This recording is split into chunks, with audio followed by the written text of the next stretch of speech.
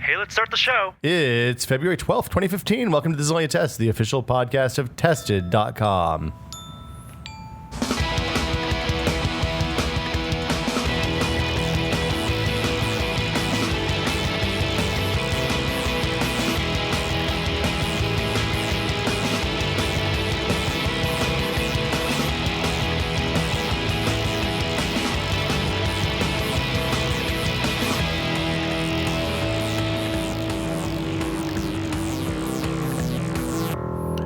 I'm Will Smith. We have a full house today, Norman Chan. That's crazy.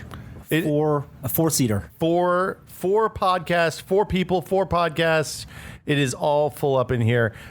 Seated directly to my right, Gary Whitta returns. Hello. Second episode in a row. Yeah, how long has it been since I did two in a row? Years, I think. I mean, Wow. might literally be years. Yeah. The Vegas odds were not good on this one. Also joining us, a man who I like to think of as our new improved Gary Whitta, Jeremy Williams. Hi. How are you doing, sir? Well, You're wearing headphones and a hoodie. yep, as usual. It's the Williams uniform. I like your mug today. It looks like a Far Side mug. I checked underneath to make sure it didn't say Will's mug. I appreciate that. Will's mug is over here. It's back in its rightful Oh place. my goodness. I have the exact same mug at home. It Everybody does has not that say mug. Will's mug. Mine says, you know why it says Will's mug? It's because in the old whiskey office, I had 3 of them at different times and people kept stealing them. So A great compliment to that mug is the Pixar mug. It's the exact same mug, except it says Pixar. it is a good mug. What's everybody into today? Gary, you have, since we last spoke, you've had some internet success. Yes. You're a publishing mogul now. Well, I don't know about mogul, but yeah, I had a good week with the. Oh, now that the podcast starts, the modesty comes out. I know. Well, I gotta get all the bullshit and the bravado out of my system before we start recording, so that I can present the false image of having any kind of humility about it on the show. Because in reality, I'm intolerable. kind of insufferable. Yeah. But I mean, we love you anyway. Thank you, I appreciate that. So let's see. The book went on sale on Monday. It's Abomination. People can get it at inkshares.com. Yeah, we crowdfunded it. Yes. Inkshares is kind of like Kickstarter for books. It's really interesting. Do you want to hold it have a up? copy. to the Well, I camera? can hold it up, but it's not really worth doing because this is not the cover of the book. This is what they call an advanced reader copy, which is like they print a couple of hundred of these, as cheaply as possible, that can be sent out to reviewers and people in the book trade that they want to try. That you want to. They're just fishing for reviews. What's that? They're fishing for reviews. They're fishing for reviews, and they're just they also send them to other authors and people, what they call influencers, just trying to kind of get the word out there. But this is not the actual. I've learned all kinds of business terms in the last Influencers. couple of weeks. Influencers. Are you enhancing I've learned your about verticals? calls to action. What are calls to action? Do you know about calls to action? Is that when you say, hey, go to this page and buy my book? A call to action is when you say, like, okay, now do this. Like, click on this button or buy this or... Like this video on like, YouTube. Like this or retweet it or whatever. It's all nonsense. Does people actually do that when you tell them to do it? Sometimes. I've learned... Well, so again, okay, so... The cool thing about Inkshares is like it's kind of like Kickstarter, except we were talking about this earlier. When you kickstart a project, Kickstarter basically helps you raise the money. But then once you raise the money, it's up to you to go away and make the project. It's your problem. Jeremy, as the author of a very successful Kickstarter yourself, you know exactly how this works. Yeah, it's good for Kickstarter, because they're done with you. Right. Yeah. And also for the backers, it's unsure. There are risks. Right. They might not actually get what they were promised. Right. Because it's all of faith. And Inkshares is a lot more kind of an all-in-one service in that they will help you crowdfund. They put up the website where you can go and back the book. But then once the book is backed, they will actually then print and publish and distribute the book. So they work like a publisher in that they also work along with you in the editing, the final production process. Yeah, they do the editing and the marketing and like everything that an actual publisher does. They do it. Do they have like copy editors and stuff? Yes, they have. Yes, they have all real people that do those things. Interesting. They made that copy as cheaply as possible. They made this as cheaply as not possible. Not indicative of the quality of the content. No, the actual real one that people who back the book and can still go and buy if they go to the website will be like a very luxurious limited edition hardcover thing that I will. Can you get I have to sign. bound in I have leather? to I have to sign 2,000 copies of this. You signed 1,000 posters once. It's no big deal. And we did that last time. Was that 1,000? The last time you did that, Steve Jobs died. So what might happen this time? Yeah. 2 Steve Jobs might die. No. I mean, let's not take Tim Cook. No. Was that 1,000 posters that we 1,000 signed? posters. Okay, so that makes it feel maybe a bit more doable. And that was between 3 people. Yeah, that's right. And that ends when you get funded, right? Yeah, so what they do is they set a goal. In this case, it was $16,460, and they arrive at that based on how many pages is the book, how many do we want to print, how expensive There's is a this spreadsheet. to make. Basically, they have all their numbers in their spreadsheets, and that becomes the goal. Just like Kickstarter, you have a goal number, and if you hit that number, you go make the book, and if you don't, everyone gets their money back. Same as And Kickstarter. afterwards, that page just lives on as a storefront. So you can So just basically, buy that So book. initially, what you could do is instead of having like dozens of different tiers, like $5, $10, $50, and all these different reward levels, they just have 3. You can buy an ebook for $8. You can buy a physical copy of the book, which also comes with the ebook for $25. Hardcover. Or, and this has gone away now, but for a while you could get 3 copies of the book and actually have your name personally public. In the back of the book, there'll be a page that has the people that were like kind of what we call the grand paladins or grand patrons, like the people that Grand backed it at the poobahs? highest level. Right. But there was only like 35 or 36 of those, and once it hits the number, that option goes away, so you can't get your name in the book anymore. So And then, like you said, once that happens, it flips from a funding page to just, like you said, a storefront. You can still buy the book. So you'll be able to buy the book after the campaign's over. It is over. It's like there's no campaign now. That's my point. No, there's no. I mean, the campaign at this point. So we did really well. Like typically, the campaigns last 45 days, and we were funded in a day. Okay, which is pretty good. We're now, I think, 113, 114% funded, and still selling books because you can still go and buy the book, which is great.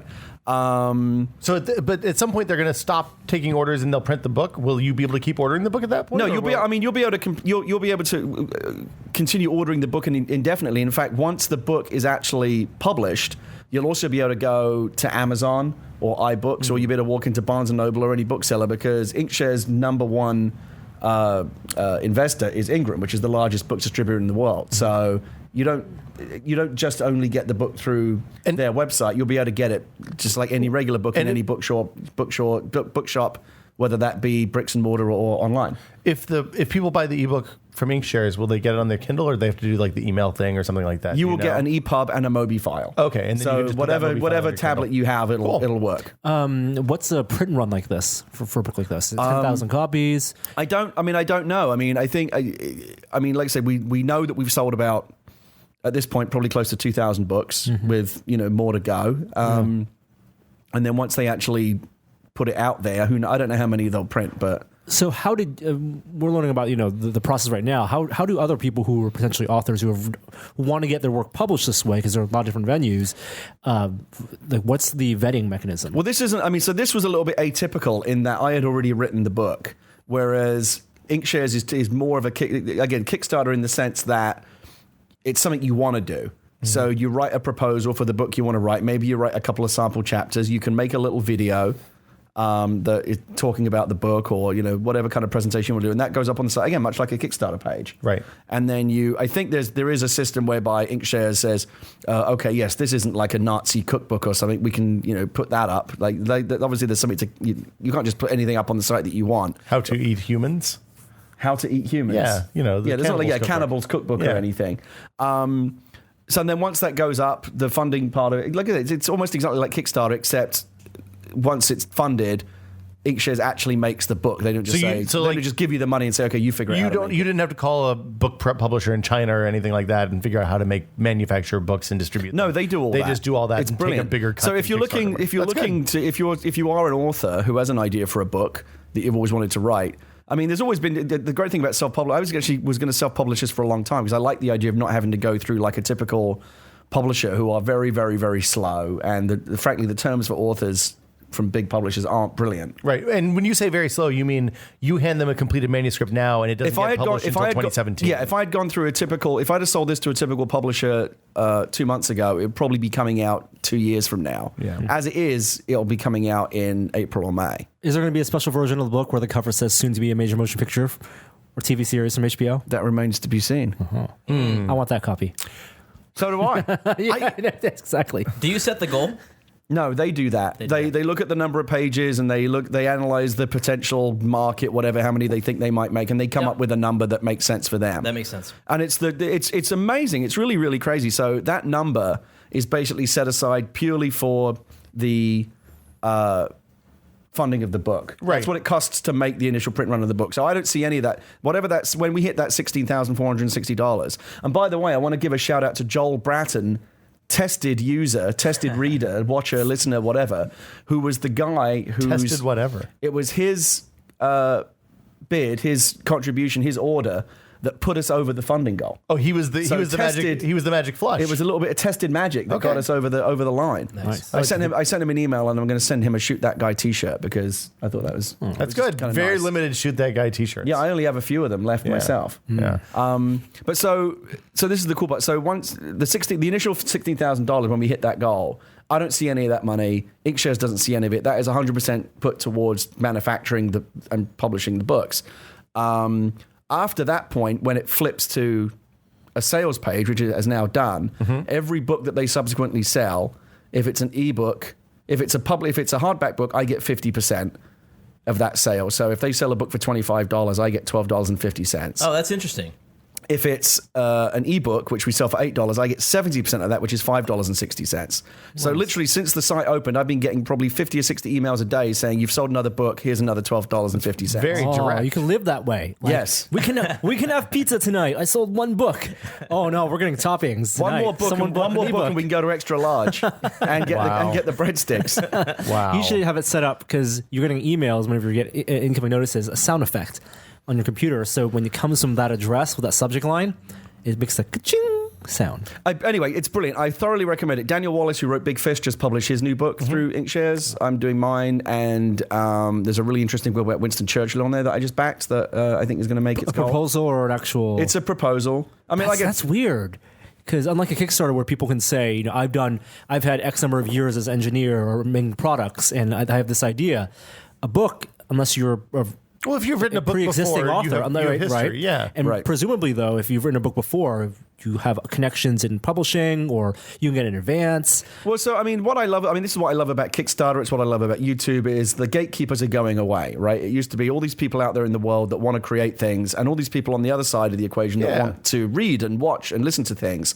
And then in between, you think of it like an hourglass, and in the middle of the hourglass is like a handful of people in suits. They're the who arbiters of decide taste. which thing from one side gets to the other side. Like which creators get to serve up their creation to an audience. A bunch of TV executives or film executives or publishing executives get to manage that conduit. Now that's all gone away because with self-publishing and YouTube and things like Inkshares and Kickstarter, there are no gatekeepers anymore. You talk directly to an audience and the audience decides what they want. It's kind of a meritocracy in that sense. If you look at what Tested is, like on paper, we would never have gotten money to start making Tested, right? Because people are like, oh, you want to make long videos about technology? Nobody's going to watch a video that's more than 3 minutes long. People watch long videos every single day on our channel. And that's because we were able to just post and you it on are to YouTube some and it extent works out. crowdfunded because you have Not really. Well, you have a We're backed subscription by model to some faceless extent, right? multinational corporations. But you can have we have a like, subscription model that pays for a tiny amount of our. So that to some extent, I mean, look, you think about it. The U.S. government's crowdfunded. Well, It's just mandatory. that's not exactly crowdfunding. And no rewards. They should make the president of the United States put up a Kickstarter page every year. Hey guys, we really want to run. We want to get the United States running for another year. Here's It's going to Mars. cost about 1.3 trillion. Please back it. Right. If you back it at this level, you can have healthcare and a right. police force. The moon base is and the an stretch army. goal. Yeah. The stretch goal I is don't we go to think Mars. that's how it works. That would be awesome, wouldn't it, if I it love worked that that way? idea. Yeah. Kickstart America. All you gotta do is $1 in taxes. What's percentage? And you can choose not to back it. We're Just gonna when you call the invade police, they Iraq. don't come. It would be, That's very It's like libertarian. 911, what's your emergency? Let me just check your backer level. Oh, I see you were only a bronze level member. We'll be there in a couple of You hours. joke, but there's places in the country that if you didn't pay the volunteer fire department, they would just let your house burn down. I think that's legit. It seems like a good idea in practice until you forget to write that check, and then your house burns down. I don't think, that's a whole separate conversation. Yeah. Anyway, I was a big fan. So I was on Greg Miller's show yesterday. are you going to plug somebody else's podcast again on our show? So he's all crowdfunding now. I just think crowdfunding's great. We're fans of crowdfunding. If I hadn't here, funded too. the book, I'd be on here talking about how crowdfunding's a crock of shit. But it worked out. So what was the biggest, the big pivot point in getting to your goal? Like, we tweeted He it. posted it in and- like 4 hours. I It mean, was up. No, I'm saying you had a I mean, I story. promoted it. Will Gary has a story, a Felicia Day story that you want to share. Okay. Yes. What's going on? I want to hear the story. Hold on, my phone's ringing. Let's save the story for after the podcast because we've talked about this for a long time. Okay, no more I don't pivoting think- I don't Gary's. wanna- We've plugged no, enough. no more plugging I Gary's. don't want to Yes. bore people. The Felicia Day story is interesting, though. Come back at the end of the yeah, We'll well, put it come in back fake, at the that's end of the fake podcast. outtakes. There will be a Felicia Day Or story. just, skip right to it right now. Don't do that. There's all sorts. There's 2 hours of good content between there and now. I was going to bring up what I thought was the biggest piece of news this week. What is it? Spider-Man has escaped the clutches of Sony Pictures and is now part of the Marvel Cinematic Universe. Not if you hear what Sony has to say about it. What do they have to say about it? They said that Marvel is joining the Amazing Spider-Man world. Well, Sony is smoking crack. Then Marvel.com. How is this the biggest news of the week? It is the biggest news of it's the a week. really slow news week. It's February. Yeah, Sony is happy to welcome the Marvel Cinematic Universe into the the world of Amazing This is Spider-Man. kind of like a no, I broke up with you, no, I broke up with you kind of thing, right? So, yep. Sony is bringing Marvel into the amazing world of Spider-Man. Literally is a press release. That has got to be that. That's some spin right The there. reality of it, of course, is Sony has struggled with Spider-Man. They've struggled to find an identity for it that audiences will respond to. They've rebooted it. Marvel, meanwhile, has just continued to turn lead into gold at every billion-dollar turn. checks left and right. And it's something that clearly the fans want, is like, just give Spider-Man back to Marvel. Like, they know what they're doing. So according to the Variety report, no money was exchanged for this deal. The terms of this deal is that, and something that was part of the Sony leaks, at least rumored, is something that they were in discussions. Spider-Man, the character, will make his debut in the Marvel Cinematic Universe in an upcoming film, most likely Captain America: Civil 3, War. yeah. I think that's what they were pushing for. That's what the Russo brothers were pushing for, because that's a pivotal point of that storyline.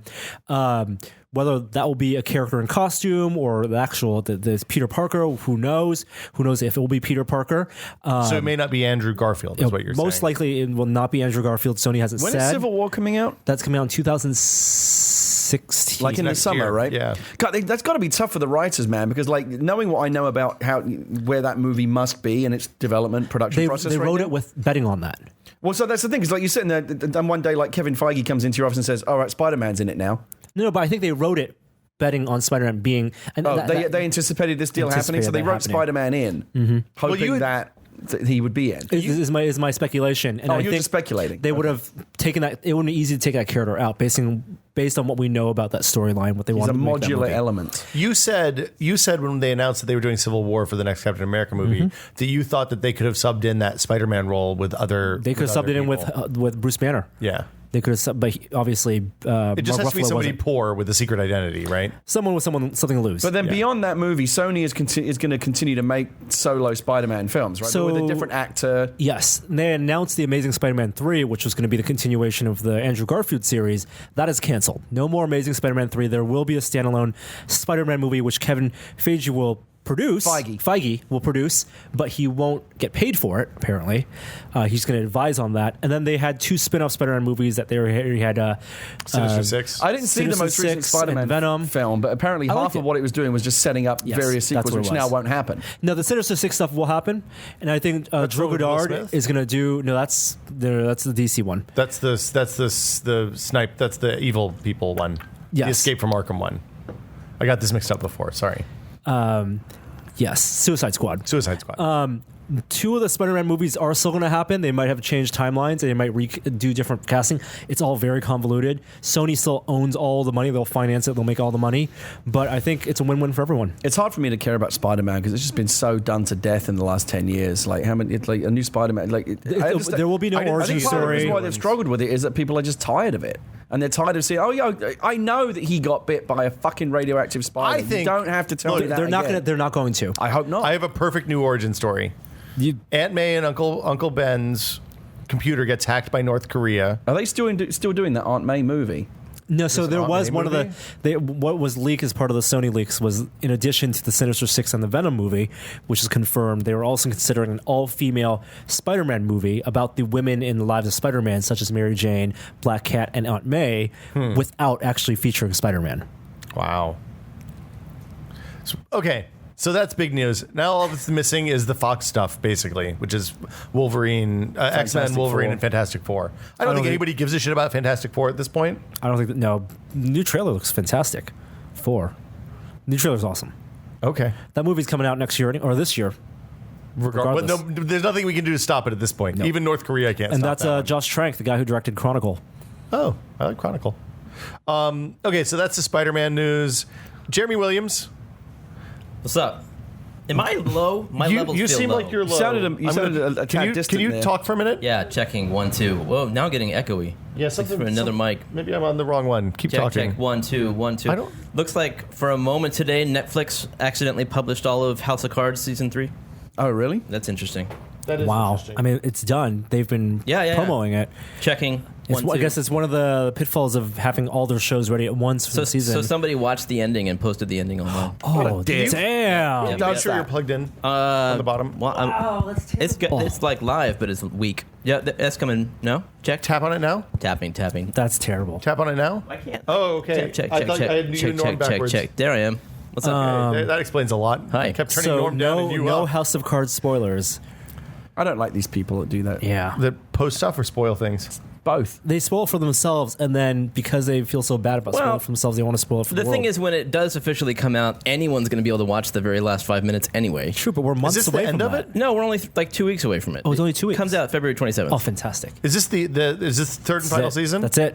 I like these limited runs on shows. That makes Well, me the really original was the excited. same. I think they did the original House 2 of Cards. seasons. There was House of Cards to play the king, and one other after that. I can't remember what it was, but the story of Francis Urquhart, the British Prime Minister that Francis Underwood is based on in the American version, ran for 3 seasons. But he became Prime Minister the same way that Underwood becomes President in House of Cards. And I probably Spoilers, shouldn't spoil by it, the but way. Don't the spoil it, British yeah. version ends a certain way, which I'm guessing the American version will probably end in a similar way. Yeah. I just like if you look at the TV shows that I've loved over the last 10, 12, 15 years, like you look at things that started out so strong, like that first season of Battlestar Galactica is one of the best seasons of network of TV ever. Truth. It's unbelievable. Like from the first 2 episodes, it keeps pace the entire way through. I don't think that there's a bad episode in that first season. And then by the 3rd season, they were just like, well, I don't know, we got to keep going somehow. Keep it moving. Those first seasons are much shorter because they think of them as they were filmed them as 22 episodes. No. The first season was shot as a 2-hour pilot, and then done as a short miniseries. I'm not talking about the miniseries. I'm talking about what starts with 33 in Water, which was the first actual season. Man, So that's 33, the a good miniseries. episode. 33 is That's 33 is the one of my miniseries. favorite that's episodes. the miniseries. I thought Yep. the stuff with the station and the destruction of That's the pilot. Galactica. That's 2 hours. Right. So Water and 33 were supposed to be 1 2-hour No. bit. Water is the 3rd episode of season 1. Right. I don't know what's going on. What I'm talking about is 33 in Water, where season 1 starts, not the pilot. Because remember, they aired that stuff, and then like 6 months later, a year later, they started the actual run of the season. It's really good. 33 is a really fantastic episode of TV. You had a point about My point all the shows was, coming out. yeah, with 24. spoilers. The first couple of seasons minus the Cougar of 24 were amazing, and then they were just, you have to keep ramming the formula down the throats Yeah. of America. So you like 3 seasons? Cut it. I like Seinfeld stopping at the top of the show. I mean, even Babylon 5. I don't think Seinfeld After stopped at the 8 top of the years. show. That was their plan. They That were last season was still top of pretty ratings. good. Yeah, but I mean, sitcoms are different because there's no arc. Yeah. When you have a narrative arc that runs through the whole story, through the whole show, like it's hard to maintain that for 5 or 6 seasons unless you have a really solid plan going in. And like Breaking Bad is probably the only thing I can think of off the top of my head that maintained that all the way through. Like Lost was a complete shit show by the end. True Detective, keeping the show running. True but Detective was like 12 episodes. but create a it's- new story. Yeah, it's what is it you call that? That's What? what like Serial. True Detective? Episodes. It's an anthology. Anthology, Oh, yeah. right, sorry. Yeah, like American Horror Story is the other, or American Horror Story, yeah. Anyway, so that's you're watching TV, you're watching Plex. You have all of your stuff ripped on your server, and all of a sudden you see an ad for Pepsi or Diet Coke. in the middle of your rip of Guardians of the Galaxy. What do you think about that? Do they know what I'm watching? I don't know about that, but you're getting a little bit ahead. But you're watching something that clearly should not have an ad. Nope. And all of a sudden, bam, there's an ad. Ads are placed So basically Hulu. Shows are written with ad spots. I mean, you got to place an ad where it's a cliffhanger, so you come back. I don't want an ad just in the middle of a dialogue. When I was a kid, I used to watch Star Trek on the BBC. I never understood why a scene would fade out and come back again, and it was just where it was like, wait, why did you even have a fade out there? They're standing in the same positions, and I didn't realize that's where in the American original version, that's where the ad breaks would have been. The other side of that is watching the 70s Doctor Who's in America, where they would cut out 12 minutes of the show to make room for ads. That's right. And then there'd just be a cliffhanger, and you'd come back, and then there'd be nothing. Well, that's what PBS was doing with Downton Abbey. They didn't have ads on PBS, do they? No, but they have ads on ITV where it's originally shown. Oh. And so there was some thing about how with the PBS version you weren't getting the whole. So where are the ads in the UK shows? Or they don't have them? They have them. Like there's we have the BBC, which has no ads at all. It's like HBO. Funded by your TV license. Funded by the great British taxpayer. Right. And Doctor Who was on the BBC. Doctor Who was on the BBC, so they never had ads. Got it. But Downton Abbey, which is on ITV, is much the same like a regular American hour-long show. Has like 3 or 4 commercial breaks along the way. So do we get extra Downton Abbey, or are they all just 45 minutes? I can't remember exactly how it works, but you are much better off. I know I just remember in the first season of Downton Abbey there was some outrage about it not being there being some stuff in the original UK broadcast that was cut out for running time reasons or whatever. So anyway, if you were Australian and you have a Samsung Smart TV, recently you would be watching something on, say, Plex, and wham, a Pepsi ad would show up in the middle of your ripped Blu-ray. How does it? So and it would come in from the TV. What is the TV doing? I think the TV has Plex. It's a Plex app that runs on the TV. What's the service I'm getting in exchange for watching an ad? Nothing. That's a horrible Now, is idea. this the same as the Samsung story that came out where somebody went through the terms and conditions of a Samsung Smart TV? No, and said, that's we're be gonna get to careful that. about Yeah. Don't say anything personal in front of your TV because it might get sent to advertisers. It's always watching. The terms and conditions said it has voice control. So, like anything that has voice control, including if you turn on Hey Siri on your iPhone or OK Google or Norm's Motorola phone, is always listening. Your Amazon Echo is always listening. The Samsung TV is always listening, and it seems like their terms and services were overly broad when maybe it's unclear to me from reading a bunch about it whether the TV is actually listening and sending back all the time or whether they were just covering their ass with the terms and disclosures to avoid that. So the upshot was the terms of service for the TV said, look, we can send anything you say in your living room to the internet to listen for voice control stuff. We may record that. We may keep it for quality control purposes. Don't say anything private in front of your TV, which is idiotic. Yeah, that's madness. So face detection, eye detection, it's a slippery slope. There's that episode of Black Mirror that has that. Average commercials on TVs that you can't skip. I mean, with DVR because it knows that you're not looking at them. Right. You need to look at about a certain amount of time. What? That's very Big Brother. In the TV show, in the science fiction TV show. But I could see that being a real thing. I mean, if you want a free service, if you want whatever Hulu in the future, you have to keep your eyes on the screen. That patent document that went around that everyone was terrified by. Well, yeah, it's like you're watching that ad comes on, and if you just are willing to stand up and say I love McDonald's, you can skip the ad. Yeah, it's the exact same thing. Yeah, and it's very believable. I think we're headed towards a horrible future. Write a book but about think about the meta level of how society will work their way around it. Right, you're doing a Super Bowl party. You'll just stop watching TV. No, everyone's going to play the game where someone gets the short straw. Will have to shout the "I love McDonald's" so everyone else can skip the commercial. They have to watch it. Everybody else is going to go to the bathroom. Everyone go to the bathroom break, but you're designated to watch the commercial this round. You become the designated watcher. Exactly. You're not allowed to take your eyes off the screen. I think if they get intrusive to that point, people will just stop. People will just reject it. Yeah. I mean, people will stop watching those shows. I mean, of course. But then maybe not. Maybe a new generation of people will just grow up for whom that's normal, and you don't think to question it. Well, there's a whole generation of people who no problem actually watching commercials. Get a lifelike blow up doll, stick it in a chair. That's right. Just let it get some real human eyes. That's how-to video. How do you make a fake prosthetic head to fool your smart TV? Frank's new business could be making fake eyeballs to put in your dummy to watch TV for you. It's just like getting in the carpool lane. That's right. Well, the safety guy that you can put in the passenger seat. Tim Cook gave a talk or was interviewed on stage at a Goldman Sachs technology conference yesterday. Goldman Sachs that's some good music, Jeremy. Is that Mario theme? Wreck-It Ralph. Yeah. This is Wreck-It very Ralph? Mario-esque. It's the Fix It Felix theme song. Yes. He talked about a bunch of stuff. He talked about environmental concerns. They're moving to power as much of what they can do on solar, renewable power, data centers, stores, the new circular headquarters in Cupertino.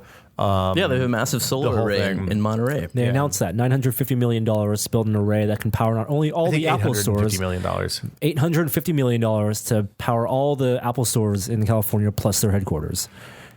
It's pretty rad. Yeah. He talked about Apple Watch and how he finds that to be a much better interface for Siri. So I think the Apple Watch conversation was probably the most relevant in terms of new products, and it's CEO spin, Tim Cook spin, who can't do it quite as well, I think, as Steve Jobs could, but he said, there are other watches out there he couldn't name. People out there, most of the general public, I think he was saying, couldn't name specific smartwatches out there, which I'm not sure if that's true. Definitely in our audience, people could name other smartwatches, Pebble and the Android watches. Yeah, if nothing else, Pebble has market penetration. A million people have Pebble. But his point is that people haven't done it right, and the Apple Watch is going to do it right. And he was wearing an Apple Watch on stage, and he explained how it has changed his life. He uses it during exercise, so the heart monitor stuff. He talked about how the vibration, the haptic feedback was a big thing. And I think this is probably the biggest thing about the Apple Watch that we're not taking into account, the haptic feedback, how the watch will generally nudge you if you haven't been walking a lot in a day. He said it will remind you to stand once an hour. Yep. I turned that on my jawbone, and it was literally the most annoying thing in the world. So I turned it off immediately. I guess we'll find out whether that's the case for Apple users in a month. In a month or minute and a half. Sitting is the new cancer. That's what Tim Cook said. Yep. And scientists. He talked about how it's going to connect people. And mostly, this is something that for the Google Wear, Google Now being something you can query Google on your watch, that's extremely useful, not just the notification stuff. Being able to think of Siri, a personal digital assistant, the real PDA on your wrist, is going to be the big game changer with the Apple Watch. Do you use Google Now more since you can use it on your wrist than you did before? Yeah. Siri is still terrible, though. I think that's how they're planning it's to... much better with 8 than it was before. I used it. I had a terrible experience with it just yesterday. Yeah. I needed to go to an address in San Francisco, so I said, "Hey Siri, give me directions to this address." And they said, "Here are directions to this address in Akron, Ohio." I'm like, are you not able to use the GPS to figure out where I am? That's dumb. And then give me the nearest version of that address? Why are you giving me that? Siri is a punchline. Here's a It's question. going to be a long time before they can improve It's that. still bad. All the voice stuff is bad. Connect is still shitty. The Google Now stuff is great. That's what he says. Yeah. That's true. Google Now, the Google stuff is the only voice activation stuff I've used that feels really reliable. If you have the Google Now stuff integrated with your calendar and stuff, if you're using Gmail for your calendar, then it has the context to know, assuming you fill out the location field in your appointments. Yeah. It gives you notifications that tell you, okay, this is where you are, this is how far away you are. It'll take you this long to drive. It doesn't account for stuff like parking, because I think that probably doesn't affect most of the country. But it's and then because it has that context, the voice is much more accurate as well. The thing that I think the primary difference between Siri and Google Now gets you the information more accurately that you want more of the time, but I think Siri is still better at the conversational nature of how you actually query it. With Google, the best results you're going to get are the ones when you query Google the way you would a search field, when you parse the way you query it, not sometimes in the form of question, but give it basically keywords. With Siri, because of the way people interact with Siri, because it's named Siri, because a lot of people think it's a person, think it's some type of digital representation of a person, they communicate it in a more colloquial way. And I think Apple has done that better than Google. And I think that's what's going to help the Apple Watch. This idea that you can converse with it, ask a question. When's my next appointment? Set it reminders in a way that feels less artificial than what it actually is. He explicitly used the MP3 iPod analogy to talk about Apple Watch in terms of a product category that other people have come into first, and that they then improved to the point that they became the leaders. And I think that will very, very well be the case. I think the smartwatch that could thing really bite him in the ass. No, I think it's legit. I agree with Will, because I think that we're not in the age of the iPod. I think Apple has been dominant for so long, and people kind of understand, at least in their heads, the Apple way, or trying to be like the Apple way. Right. And that's one of the reasons that Pebble is successful. I mean, we have people who used to work at Pebble Apple. is not successful, though. In the sense that if you just said Pebble is a big deal, it sold 1 million units. Well, it sold if 1 million Apple only units sell on 1 the million first watches, release. that will be a disaster. Yes, but they went from nothing not even tied to a platform, to selling 1 million units just through something on like the first Kickstarter. product. But the point of Pebble to me is kind of the version of like the Diamond Rio MP3 player that we had like 15 years ago. Like, there are players out there, and there is a market, but they're niche products, And it's not a mass market. It's not going to change the world. Yes. Apple makes products to change the world. They could say great products, but I would say that Tim Cook's argument that they can look to the iPod, and even back in the days of the iPod, there were Diamond Rios, and then the iPod came along, Steve Jobs, they changed everything. I don't think you can make that that's not a perfect analogy for today. There are people who have worked at Apple. Tony Fadell now works at Google, and you can't say that he's lost everything he learned at Apple making the iPod. The competition is different now. Well, no, and Google, I think, has been very successful, but there isn't really another company out there like Apple that is having the same kind of consumer success with all their products the way Apple is. The creepiest thing about the watch, If there were, someone else already would have made a big dent with a smartwatch, and they haven't. They're peripheral. they've products shipped right now. 750,000 of the Google Wear watches at this point, which is but in but Apple not, terms, that's tiny. Yes. Yeah. And a lot of the strength in Apple isn't just that they have the R&D to make what they think is the best product and experiment with things, but they have the momentum of 100 billion user base. and a much easier ecosystem to work in because it's much more static. There's probably a lot of people like me and Gary. I don't know if you're going to buy an Apple Watch or not, but I plan to as soon as I can. But I've never had a smartwatch, so I'm going into it kind of blind. Whereas with MP3s, I owned a bunch of MP3 players, and I hated their interfaces. And so when the iPod came out, I thought that was incredibly sexy. But coming from a non-smartwatch user, I don't really have the perspective you guys have. I'd be curious to see what you guys think once it comes out, to see if the user experience is what A level up. what the iPod was to the Rio, or the iPad was to the I will other get an tablets. Apple Watch, but again, I'm the last person to ask because I'm the guy. Whether it be Apple or anything, really, like if it's new and shiny, Right. I kind of want it. Like I'm a big early adopter. And there will be network I'm not going to effects. get the crazy one that costs all the money. I'll just get like a middle range one. I'd be curious to see what they do with that top tier one that is The gold one? Yeah, whatever the gold one is, it's like actually being marketed as a high end watch. God, you have Tim Cook saying things like, that Apple Watch is beautiful and great and it's customizable, but it really isn't in the world of watches. When you think of how many, It's first gen. But the thing is, I'd be curious to know how it works at the top end, because again, Apple's in the business of selling you a new version of a product every year, and you can buy a high end fashion watch. You can buy like an Omega or a Rolex watch and wear that for 20, 30 years. You're not going to do that with an Apple Watch. It's going to be outdated in 2 or 3 years. I think that's something they learned with the iPad, because when they sold the iPad and it had that huge rise, and now it's kind of petered off. And they said in their last earnings call, they realized that the buying behavior for iPads is more akin to PCs and laptops than it is to phones. And It's a 3 or 4 or 5 year product versus a 1 year product or 2 year product. and going into new products and new business strategies, they're going to know that the watch, they know what the existing market is for non-smart watches. They must have a strategy in place to forecast how their watch is going to sell and how people are going to buy their watch. Go ahead, Jeremy. They're iterating really slowly now on the iPad, just in terms of new features, and there's nothing really amazing coming out anymore. Whereas with the second generation, third generation of the Apple Watch, there's going to be some really, really great new features. It's going to be a lot smaller. There's going to be a lot more memory. I think there is a huge difference, not just in terms of whatever the difference in the quality of the product might be. I'm sure the Apple Watch will be, I'm guessing, one of the better smartwatches in terms of just the user experience and, how it feels to have it on your wrist and all that stuff. The difference is, though, I think it's being approached as a completely different proposition, where if you think about like Google Watch and Pebble, those are essentially the descendants of the Casio calculator watch you used to wear on your wrist. It's a geeky watch to wear. Whereas, it's no mistake that Apple have brought over people from Burberry and Tag Heuer, that they are positioning this as a premium brand prestige watch the same way Omega and Rolex and those high-end brands. It's a completely different market. I would agree with you on that first gen Pebble Steel and some of the Android watches. I think some of the Android watches have a really nice design, and I think the Pebble Steel fits in really well in that $200 kind of mall watch. The fossils and all that kind of stuff. Yeah. Which is an entirely acceptable place to be because it's a $200 watch. Yeah, like a mid-range watch. Yeah.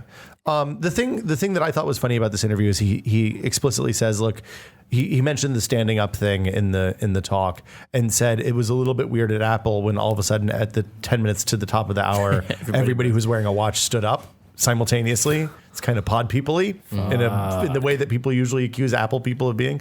So I hope that they randomize that reminder time. Or customize it to your behavior and your work schedule. And, the watch will get smarter. You'll teach it things. And I'm sure they have smart people programming that UI. I don't think the big hurdle, and I think my projection is that when the reviews come out, people are going to love the user experience because I think they focus a lot on that.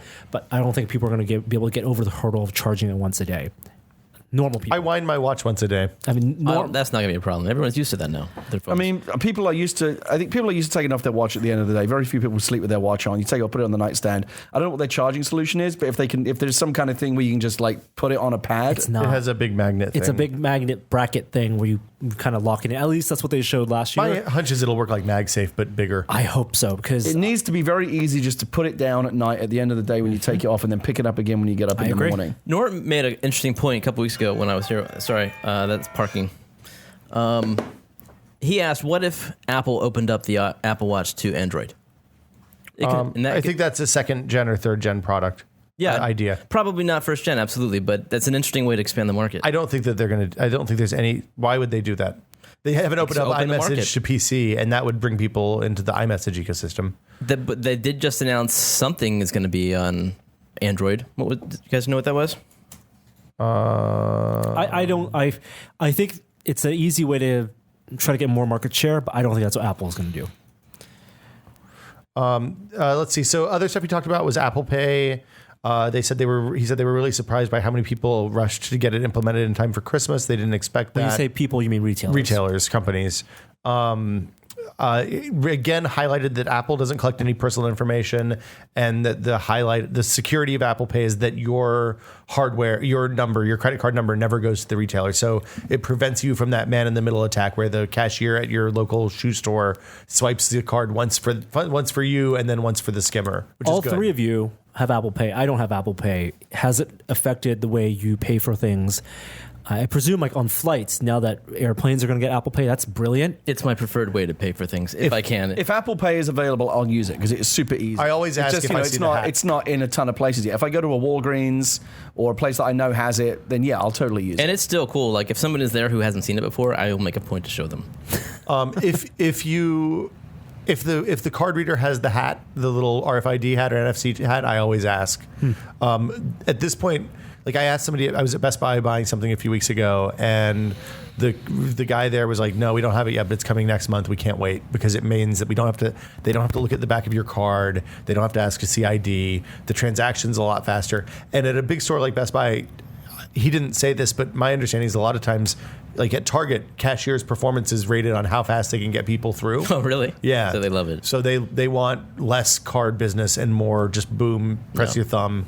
I have used it a couple times and had to sign too, which I find weird. Oh, that's weird. Yeah, whatever. You printed out a thing you had to sign? Yeah. I used it in a cab in Vegas or in someplace, I can't remember, but it was weird. So did Tim Cook talk at all about Beats? Well, Beats is the Android app, That's one. by the way. Yeah. He talked about China, about the fact that they have points of sale in China and that they're taking on, like that's where their growth came from. He talked about hitting $700 million market cap. Billion, sorry. I think that's the big surprising thing. When we think about Apple, and we talked a little about this with the earnings call, how many iPhones they sold, we think that's a staggering number to sell in the quarter, $73 million iPhones. That's an insane number of phones. It is, and just from a production standpoint. But the market is 7-8 billion people, potentially. And not yet. Not yet. But that's one of the things that Bill Gates talked about in his annual letter is that in the developing world, these devices, smart devices that people don't have access to, that's what's going to change the world. And but that's not going to happen through premium products. That's going to happen through lower You'd end. say that, True, but if it's true. your only point of connection, it may be more premium product than a flip phone. And I think that, there's a role for the flip phone. There's a role for the low-cost Android phone in a lot of those other countries and those markets. But Apple is doing the right thing by, from their business perspective, making the products that they think are great and charging a high average selling price and having high margins and not diluting their product line. And it's worked for them. China's a huge growth market for them. And I think people over there want to buy their phones, and there are a lot of people there, this growing middle class, who don't have the ability to buy that phone. I mean, do you know that people there want to buy their phones because people were waiting here in line to buy phones and send them to China. Like not just on launch day, but for weeks and weeks afterwards. The last thing that he talked about was the Mac. He said that they are 7% of the PC market, and that while the rest of the PC market is stagnant. This is the same line he's given for years now. Only 7? Yeah, 7 or 9. I can't. It's always remember. been about that number. Yeah, but that's why I thought it would have gone up by now. That's all. Yeah, 7%. it's all about what you consider to be the quote-unquote PC market also. Right. I think there is an argument to be made that the iPad could be within the PC market, because people who would have traditionally bought a netbook or bought a laptop or even bought an all-in-one PC, I mean, my parents use that, are only using tablets, whether it's Android or iPad. It's the main computer for my parents and a lot of their friends. Like, they have an iPad and my mom and dad share it, and that's the thing that they use if they need a real computer. They have a keyboard for it. A lot of things we talked about in terms of like iOS 7 and 8, a lot of the criticism that Apple has received for the past few months is this feature, so much emphasis on putting features into iOS and macOS. And so there was a report earlier this week that says that this year it's not going to be about features. It's going to be about polishing stability and compatibility for iOS. Snow Leopard or Mountain Lion versus something like that. I mean, I think if you look at the stuff that they added in iOS 8, a lot of it's really good. Continuity, where things pass over from your phone and your laptop to your tablet seamlessly, is really great when it works. But there's a lot of rough edges there. With Apple stuff traditionally, if it doesn't just work, it's really hard to make it work. Yes, like it's unclear exactly what's going wrong. There's no clear interface for a lot of that stuff, and you have to just kind of figure it out or reset. When Apple works, and this is true of any technology, but like when Apple works, it's great. When it doesn't work, it's almost kind of more annoying with Apple, because they've built their business on this, like, it just works. So when it doesn't just work, it's particularly annoying. Oh, they won't acknowledge it either. And they won't. Right. The one thing that I want more than anything out of the next iteration of software from Apple, and I can't stress this enough, because it blots my... as you know, I love Apple. I'm an Apple TV, iPad, iPhone, Mac kind of guy. We're an Apple household, and everything's integrated, and that's great. AirPlay stuff to the TV, play my iTunes collection on my Apple TV. You're all in. That stuff's great. But it is marred significantly by the fact that iTunes is a piece of shit. And I desperately wish that they would just burn that fucking thing to the ground and rebuild it completely from the ground up. That's why I hope Beats is part of that. They just rebuild it all. As like, they get rid of iTunes completely, and just, if they want to call it Beats Music or whatever, and they rebuild the app, rebuild the service from scratch, because it is shite and I hate it, and it doesn't work, and fucking iTunes Match, crap. I hate it so much. It's a waste of $25 a year. It's a waste of $25 a year. It doesn't work. Literally today, I was in the car, and there's a song that I wanted to listen to. I dial it up. Oh, sorry, that song's only available in the cloud and you can't download it. Yesterday, it wasn't. It was on my phone. Now iTunes decides it's in the cloud and I can't have it. What? Fuck off. I'm sick of it. Speaking of I was things, this close late last year to getting a fucking Android phone. That's how low. That is absolutely untrue. Yeah. No, it's totally true. Patently untrue. That would last 3 I hours. was this close. This close. We can make that happen. We can get you an Android phone right now. Give me your iPhone. I was like, because you can just drag and drop the music, right? Like, that just works. That is one thing that you can just do, yes. I want to do that. I can't wait. This is going to be great. I took my phone into an Apple store and spoke to 2 different iTunes geniuses, both of whom That seems like an oxymoron. Genii? iTunes genius. Okay. Well, Apple geniuses both looked at my phone and said, I don't know what's going on there, but that's really weird. And they also secretly said to me, I won't tell you what Apple store this was, but they said to me, yeah, we know. iTunes is shit. I hate it as well. I'm sure they all they think all that. know. Yeah. That's one of the things in their handbook. Yeah, you're allowed to confide, build trust with the consumer. Yes. Yeah. But you know what? Build up a bit of Stockholm syndrome with the consumer. With the cattle. We'll fix it in the summer. They have to fix it. So- I mean, they're burning down iPhoto, right, and rebuilding that. So I was going to say burn down iTunes. It's the next thing on the list. Yeah, let's nice do segue. it. Yeah, very good. iPhoto Photos for OS 10 beta has been out for developers for a few weeks now. There's a lot of video coverage of that on the internet if you want to go see it. It's very different to iPhoto. Oh yeah. Yeah. It's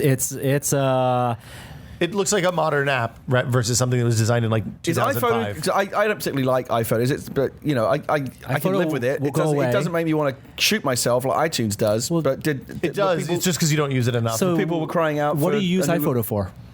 Photo management. That's exactly it. So, Photos for macOS is going to be both the better photo management tool, Yes. and Also but editing? also editing. Okay, so there'll be a higher level photo editor. And that's because they got rid of aperture. Right. There's no more aperture, and they're using the one, high-end consumer free application as Right. opposed to splitting between the Right. bundle photo management program and the. So actual the photographers that want to be able to get in there and really tweak their photos will get more out of this Well, version. they'll- they're going to go to they're gonna Lightroom go or to Oh, something they'll else. just still use Yeah. Lightroom or Bridge so or who, whatever. so who is it for then? Photos, It's It's- for everyone else. It's for people who used iPhoto before. but who presumably want higher level tools. Also, people coming that's- from the phone. I think it mirrors Yeah. the functionality of the Photos app. It has all the same editing capabilities as the app and the phone does. Right. So I think what the Photos app and even Instagram have kind of taught casual photographers, people who even think of themselves as photographers, who now take thousands and thousands of iPhone photos and post them on Facebook and Instagram. The tweaking tools in that are basically simplified versions, language at least, for powerful photo editing tools that professionals have used for decades. Basically, like crop, adjust, levels. No, even exposure, more than that. that I'm kind of talking stuff. about like light, highlights, shadows, color temperature. All of that is most- in a simple program like. But the like vast Instagram. majority of people that are taking pictures of their dinner on Instagram don't really want they just want to slap a filter on it and maybe wrong. tweak it a little You're bit. wrong. Really? Because I don't think want to mess about. People, I think relation, they really want to be able to fine tune, and the filter is great, and the filter teaches you, visually and ingrains in your head what's the difference between a warm filter and a cold filter. Yeah. And so from that, we've had 2 years of that. Now people are going in, and you can More than adjust the level of the filter. You can go in and actually change the vignetting, change the actual tilt, the fake tilt of the photo, the blur effects. All these things are just analogs for powerful photo editing tools. And Apple is doing what they've always done, which is to slowly expose that to a growing user base, because that's just like with iMovie and Final Cut. Right. And maybe that's not what professionals want, Right. But the bigger user base, the bigger opportunity Right. is to capture the that. So are they- I've got an idea for a photo app. This could be the new selfie stick. So, like, think about Instagram, right? Okay. Nope, we're done. Like, listen. I'm killing your feed. Jeremy, what were you going to say? Listen, okay, so we know that, I don't know what the pie chart looks like, but if you look at, it'd be interesting to see there's a breakdown. Like, if you look at all the photos on Instagram, what typically are they? Like, what percentage of them are selfies? Probably a lot, right? What percentage of them are pictures of food? Probably a lot. Yeah. So here's my idea. It's like it's like Instagram, but just for pictures of food. And it's really easy. Instead of like these weird vague filters that are things like luxe and warm and things like, I don't know what it is until I hit it and see what it looks like. It's just like, okay, so like one filter is just called burrito. Like if a burrito is what you've got in front of you, the burrito filter is what's going to make that look the best. I like If it. you've got Chinese food in love front it. of you, the Chinese food filter is going to make that look the best. Okay, I'm in. And it could just intelligently, a burrito is basically kind of beige. It really kind of brings out the tortilla. The shades. application brings is up the smart colors. enough to know what type of tortilla you're using. This person's using a spinach tortilla. I'm going to apply a different temperature. Let's put this on Kickstarter. I'm going to call it 50 Yeah. Shades of Food. I want you to do the video. and so you'd have a burrito filter. You'd have like a taco filter. Yeah. You'd have Ramen. What? Ramen filter. Yeah. Hot dog. Steak. Fish. Yeah. Chinese food. All the cuisines French of the laundry. world. All the cuisines. Yeah. And French because laundry. you've You could do licensed technically filters? you've Yeah. tagged your food as you applied the filter, Right. As opposed to typing it in, it knows what people are eating. Because that's big data. No, at that's work. brilliant, right? Because when you just put a filter on your burrito, all Instagram knows is this is some food with a bit of a green filter on it. That's But right. if you put burrito filter, Instagram's going to know, well, that's a burrito. and it's going to target that to people that might like burritos. And Yeah, not only so does you it know see- it's a now you see more burrito, it knows Chipotle where ads. you were, But so it knows what restaurant it was But what at. happens if you've got like fish and chips and you put the burrito filter on it? Well, that just gets filtered Would out. that break it? No, That, the that's users where remove the that. users will downvote. Yeah, that you'd one. downvote that and you'd get quickly kicked off the Dislike. service. That's Like, take right. this seriously, please. Same thing with animals. Why Jim- can't this apply to animals? I have the cat filter, dog Well, filter. one thing at a time. Maybe that's a It's the stretch same goal. thing. 50 Shades of Kitties. We need to come up with a name for this. 50 Shades of Pooch. By the way, last week's thing where we were supposed to come up with a name for our royal tech support yes, movie let's was a reconvene. complete bust. No, we didn't get no. any good ones. Yes, we got Todd two. saved Yeah. the That is the best. Todd Todd saved saved the the Queen Queen. was the only good one. That's the best. Yeah, that's the winner. I would watch that Whoever movie. came up with that is the winner, basically. TJ Miller stars. Yeah. Todd saved the TJ Queen. Miller's down. His stock is falling this Okay, week. though. so your new challenge after fucking Oh, up last boy. week, tested audience. Why are you doing this again? It was a disaster last Well, week. but you know, sooner or later, Just email that one guy and be like, hey, can you do this? That poster was really good, though. what poster? The red poster Oh with no, the that Queen was brilliant. No, silhouette, he yeah. did a great job. So him Yeah. and the Todd Save the Queen guy came out of it looking Yeah. good. Everyone else terrible. F. Go back. See me after class. Gary Whitta does not. But here is your chance to redeem this is only a yourself. test or Come up with a name tested.com. for an app that is Instagram for food and has like burrito and fish and chip filters and things like that. Insta food. Nope. Instagrub. Food is- Instagrub. I've done it. Sorry, it's already cancelled. taken. Competition cancelled. Jeremy Williams, Instagrub. about 10 minutes ago, you were going to try to say something, I think, and It's much less interesting. Jeremy, do you have the technological wherewithal to build this app? Yes. Let's do it. Snap Snack. No, we've got it. It's Instagrub. No, it's not. It's not Snap. Snap Snack is not bad as well, actually. Snack. There you go. Snap Snack What's the, or Instagram. what's the revenue model? Are you selling the hamburger The revenue filter? model is people buy the app. No, the revenue with a model base, yes, with a is basic people number of download filters. the app and I sell But it as an then you- IPO but for, then and you then buy my sell- Tesla. But then One- you sell the cuisines of the world. here comes some underpants gnome level shit. Question mark. The business model of the app is release it, build it, release it for free, and then sell to Facebook and then buy my Tesla. That's the business model. Yeah, let's do that. We build it up, we sell filters, and we sell it to like 6 months from now, sell it to Facebook for like $1 billion, and we all retire.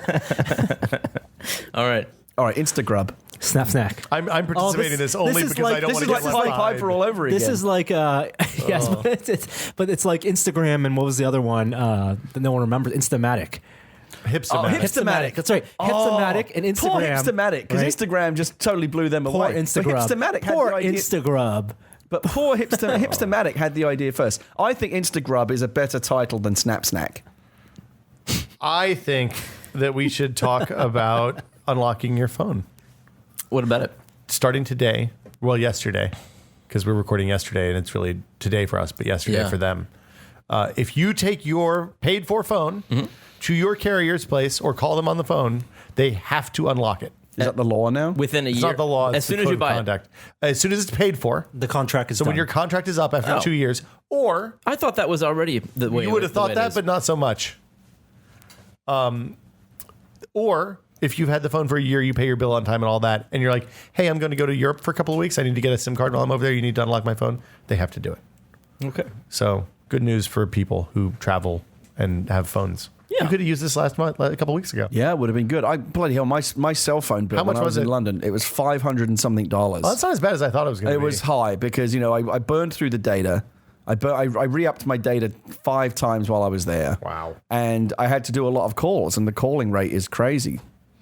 It would have been much, much cheaper for me to just get a burner SIM card, but then I wouldn't have my number. You should have gotten a And burner phone. I couldn't do my business if I don't have my number. Well, you need local phone in case you need to buy local drugs, right? That's the way it works in your business. Local drugs. Yeah, you need drugs for. You don't want to have to. What kind of business drugs do you think I'm imported. in? It's Hollywood. Yeah, but Yeah, what- you know, you got to maybe keep the maybe in creative the juices 80s. flowing. It's the creative juices. That's not natural. Maybe You in need the some sort of designer super ecstasy or cheese or whatever it is they're calling it these days. You got any of that new hot cheese? I read an article yesterday, a science article about designer drugs where they're basically making synthetic opioids and synthetic cannabinoids and all sorts of stuff that kills people in like 3 hours because they're the perfect overdose drugs. They take a long time to take effect, and you know, and then people take. What's them the and they market for that? don't- Southern Florida, it seems like. is where most of that stuff is popping people up. that want to kill themselves. No, people are using them there because it's new and it's not illegal yet, and it's stuff that doesn't show up on drug tests. Don't do drugs, kids. That's the lesson from all of this. And because people don't know what the signs of these ODs are, they go to the emergency room. The doctors don't know what's wrong with them, and then they just die. Yikes. It's super sad. So yeah, don't do drugs. Do you think if they came up with a drug that was like super awesome, Soma. like basically, I have no idea what it feels like to be on heroin. I imagine it's pretty great. I think people who've taken heroin would probably agree. Yeah. Yeah, right. But was completely safe, and an hour later, you were just like, yeah, that was brilliant. Like and syntha heroin? Yeah, syntha-heroin. I would. Yeah, I think everybody would take that. Everyone would take it, right?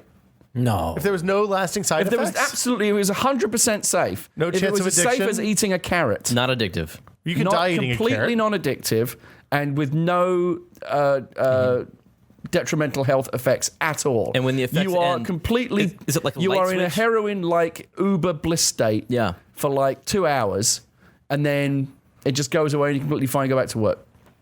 Sounds delightful. I think everybody would take that. Why hasn't someone invented that? I think that's what the people who are making synthetic opioids and Yeah, cannabinoids each time they come up with like they're looking for Fleek or whatever the new drug is. The, like the that- problem is they're all your trying- the problem is your brain. The way Well, no, those but I'm things saying work. that you would. I'm saying I that know. the drug would be called Fleek, Yes. and it would be considered on Fleek. Fair point. Fleet Feek. But then people would say to you, "Are you on Fleek?" Hey guys, And it's, you'd say, "Wait, it's do you, Fleek do you mean week like, untested. am I like cool, And or we're am just I all sitting actually at the taking table some Fleek slobbering? right now?" It would be really confusing. The problem is human physiology. Yes. What do you mean? Because once we like something, the neurotransmitter gets locked, and we Well, no, become but naturally addicted. what we need to do is not just make better drugs, but also alter our physiology, like tweak a few things in our DNA. That's the way to do it. You've got to alter both the software and the hardware. This is some Ian Banks level stuff. Yeah. If we You tweak get our own the- DNA so we don't get addicted to anything, and have a restore state Snapshots. for your body. Yeah. yeah. Just roll back 2 hours. Just revert to an earlier save. Yeah, that's right. The University of Pennsylvania's team at the University of Pennsylvania ran a study that shows that phones, like your iPhone 6 or iPhone 5S, I'm glad you clarified that because otherwise I had no idea what you meant by phones. well, I mean phones with motion trackers built in. Norm's phone has one. Okay. Are just as good at tracking steps taken as wrist-worn activity bands, things like the Fitbit and the Jawbone and stuff like that. Regardless of which pocket it's in. Is that surprising? What do you mean, which pocket? It's just nice to have confirmation. It's something Yeah. I assumed was true. I believe that that's the case because of how people carry their phones. I think because you keep it in your pocket versus on a wrist. And your wrist has more fluctuations in movement that the algorithm has to compensate for Yeah. than your butt, or your front pocket, which is just a steady movement with your gait. So I've been wearing, just for kicks, I have this Fitbit Surge that I've been testing. Jesus, that's a big watch. It is a fucking big watch. Oh, it's an actual Fitbit watch. This is a Fitbit watch. It has notifications. It can tell me my heart rate. Right now, 73 beats per minute. I'm slightly agitated. real time heart rate? Yeah, it has a Isn't little that kind of high to be in a resting state? I don't think this is mine's a higher resting than state. that. No, this is definitely not a resting I'm state. full fight or flight and full effect here. The Nike Fuel Band was the worst tested thing that they did. Like it was the most inaccurate. They said that usually the bands and the phones were within 6 or 7%, which seems pretty good on when you're talking about 8 or 10,000 steps a day. I just thought that was interesting to have that confirmed. I think what's going to happen is those activity bands are going to go away as smartwatches come on and more phones have the motion chips and stuff like that. Like that was a relatively short-lived category, but it's interesting. Microsoft bought Sunrise. Do you guys know what Sunrise is? Nope. No, what's that? So do you know what Fantastical is? Nope. Oh yeah, it's a great app. Right? Fantastical is a phenomenal iOS app that is a smart calendar. Basically, its main gist is that it has natural language additions for calendar entries. So instead of going in and filling in a bunch of fields, you just say, "I'm having lunch with Gary on Friday at 10 a.m. at this place." What, you have to type that in, or do you say it? You just type it in, or you can. Okay. Or you can use a microphone also. Yeah, you can use the microphone on the iPhone, whatever. It's like Google Calendar has that. Google Calendar is the same thing. Fantastical was really early on that, as I recall. Yeah. Sunrise was Fantastical has always cost money. They charge a few bucks for it, depending on the platform that you're on. Sunrise was a free alternative to that. That was an iOS app. It was tightly integrated with Google services and some other stuff. Really good app. I like Fantastical a little bit better and was already using it, so I never switched over. Microsoft just bought them for, I think, an undisclosed amount of money. or no, a fairly significant amount of money.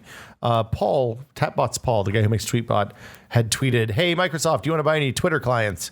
Because it was $1 billion or something for Sunrise. It was a ton of money. So presumably they're going to integrate that with Windows Phone and hopefully Windows Desktop as well. Cool. It's a lovely app. I love I'm happy for Fantastical. that. Once you use it, you can't go back to the Apple app. Yes, that is exactly. And right. I like Tweetbot. Tweetbot's great.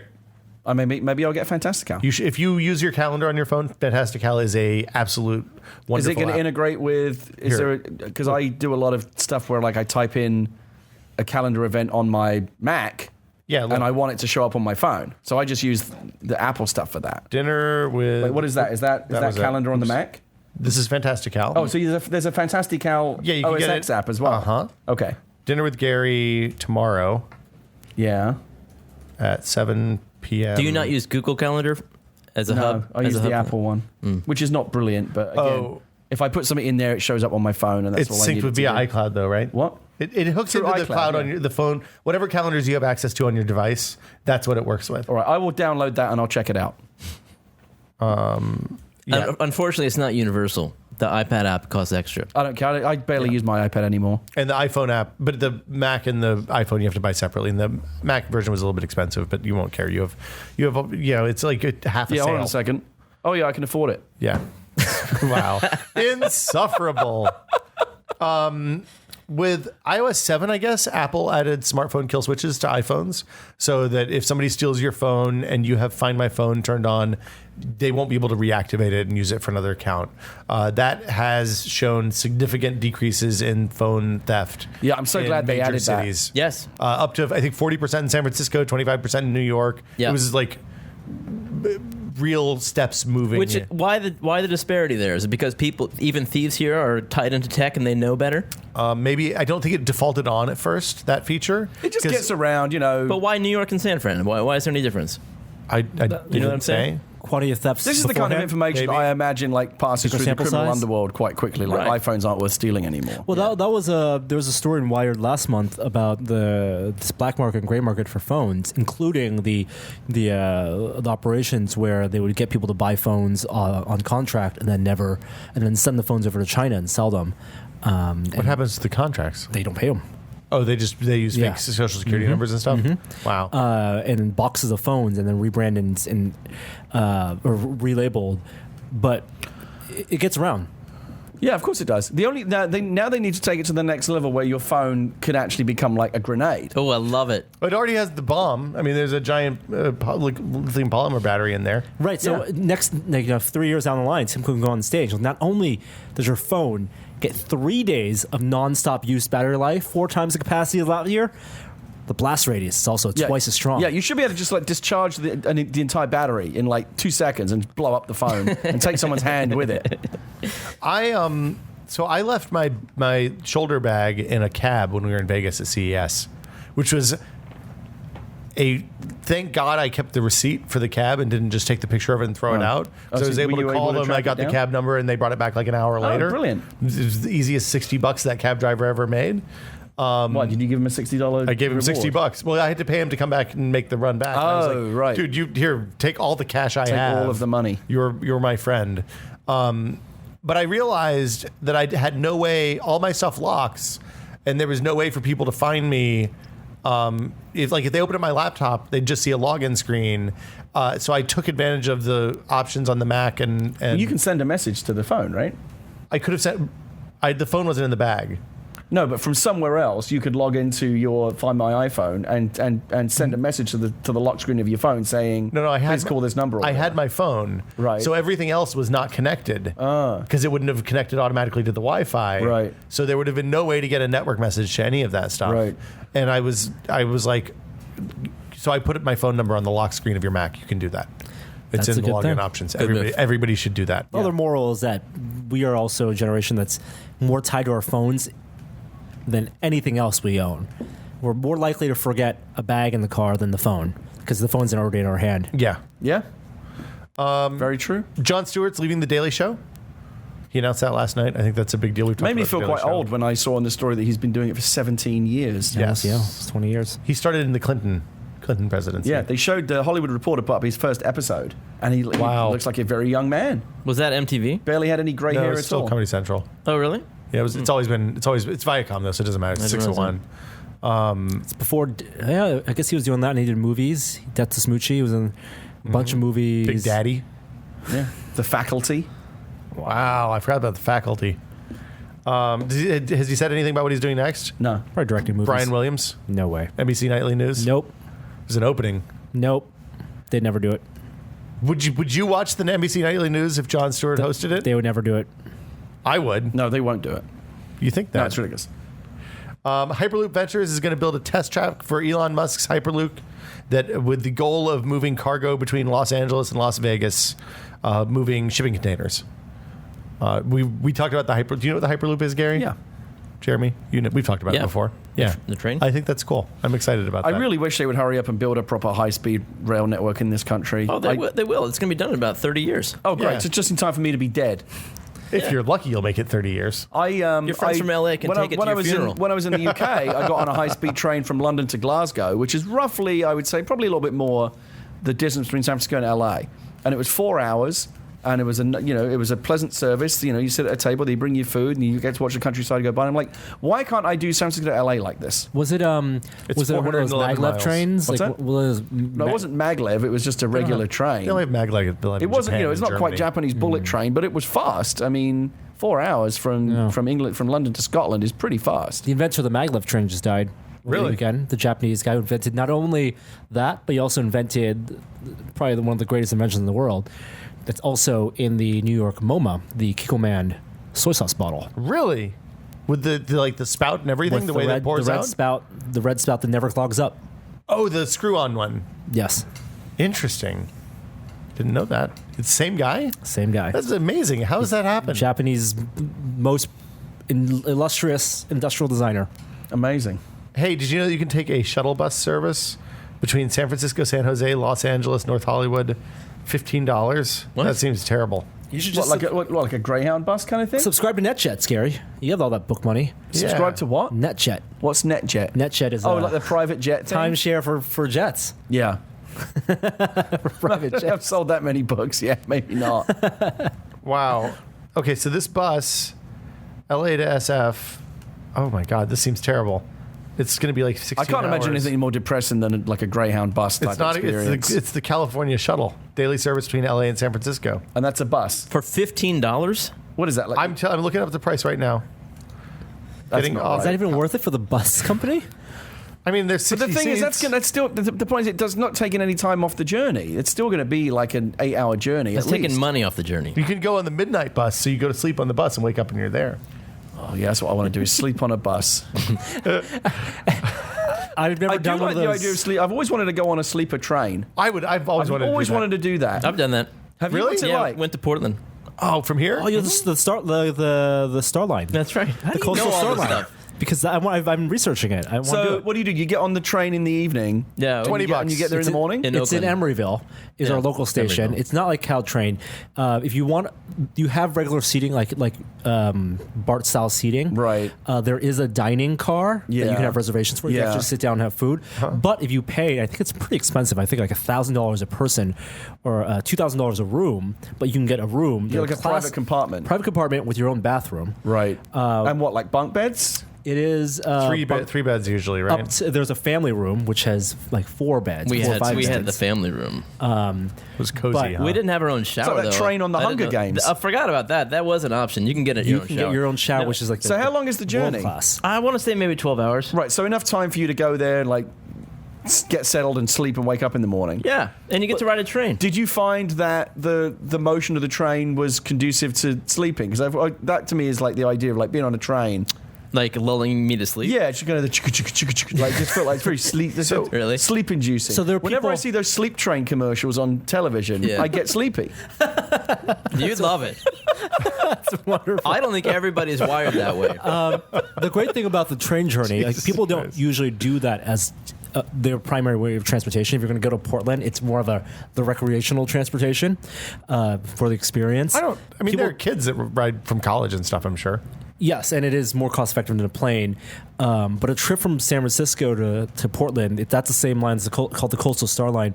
It's one of the last full service trains in Amtrak. Right. And it goes from LA to Portland for over 2 days. If you do the one from San Francisco to like Chicago, that's supposed to be a really good line because it'll go through like Yellowstone. And How long is that journey? I think that's 3 days. The one I want to do is the Empire Builder. That So goes you're from basically Chicago on a to moving Seattle. hotel for that And period people of time. step on when they stop at certain stops. Right. Like interesting people come on and do announcements about what you're sightseeing. That's fantastic. I so So want to do that. they do the it big just sounds like PA such a great system. adventure. Yeah. The train I want to do is the Empire Builder that goes from Seattle to Chicago, and I want to do it in the winter when you're going to drive through, when you're going to go through a bunch of snow and see elk and stuff like that, because it's all off of the roads. I love you're it. Not, It's you're not- expensive. It's like it's not that expensive if you have multiple people. Like per person, it's way more expensive than flying. For a sleeper car? Yeah, but you can get a sleeper car if you're going to pack four people. It's in also there. seasonal. Yeah, I don't remember it being much cheaper than flying. Yeah. I can't imagine. It's that But much cheaper. I find riding by train much more pleasurable than flying. I do too. Although it's not nearly as fast. I kind of No, like but I'd rather spend 4 hours on a train and enjoy the experience than spend 90 minutes on a plane and have it be a bit of a You pain. can dress up. There could be a murder. Yeah, it could be a murder. You never know. Oh man, Sorry. that'd be awesome. That's a risk you take with both the train and the Greyhound. You could More find likely with the yourself Greyhound. like avoiding bounty hunters. Like all kinds of shit can happen on a train. The last train out of San Francisco. Yeah. I also trained from Chicago to New Orleans once, and that was fun. They had a nice dining car. The food's not terribly bad on Amtrak. No, I rode a train from Vancouver to Whistler one time, which was about 4 hours, I think. And they had it was pretty nice food. And Caesars, which I had never had before. It's just a Bloody Mary with When gin. I flew back from London, we flew back upper class on Virgin, and they do afternoon tea. Oh. They brought you like they bring you like the thing with the little Yeah. Did the little tiers. when they asked you what and you it had wanted? like sandwiches around little kind of triangle Wow. finger sandwiches here, and there was like scones here, and then little cakes. Everyone got one and of a those? cup of tea. No. Everyone in first class. Everyone first class got one of those Yes. trays. Yes. They hang it from something? Because you have your own little pod with a table, and they set it all out. Which and we- afternoon? Whose What's that? afternoon?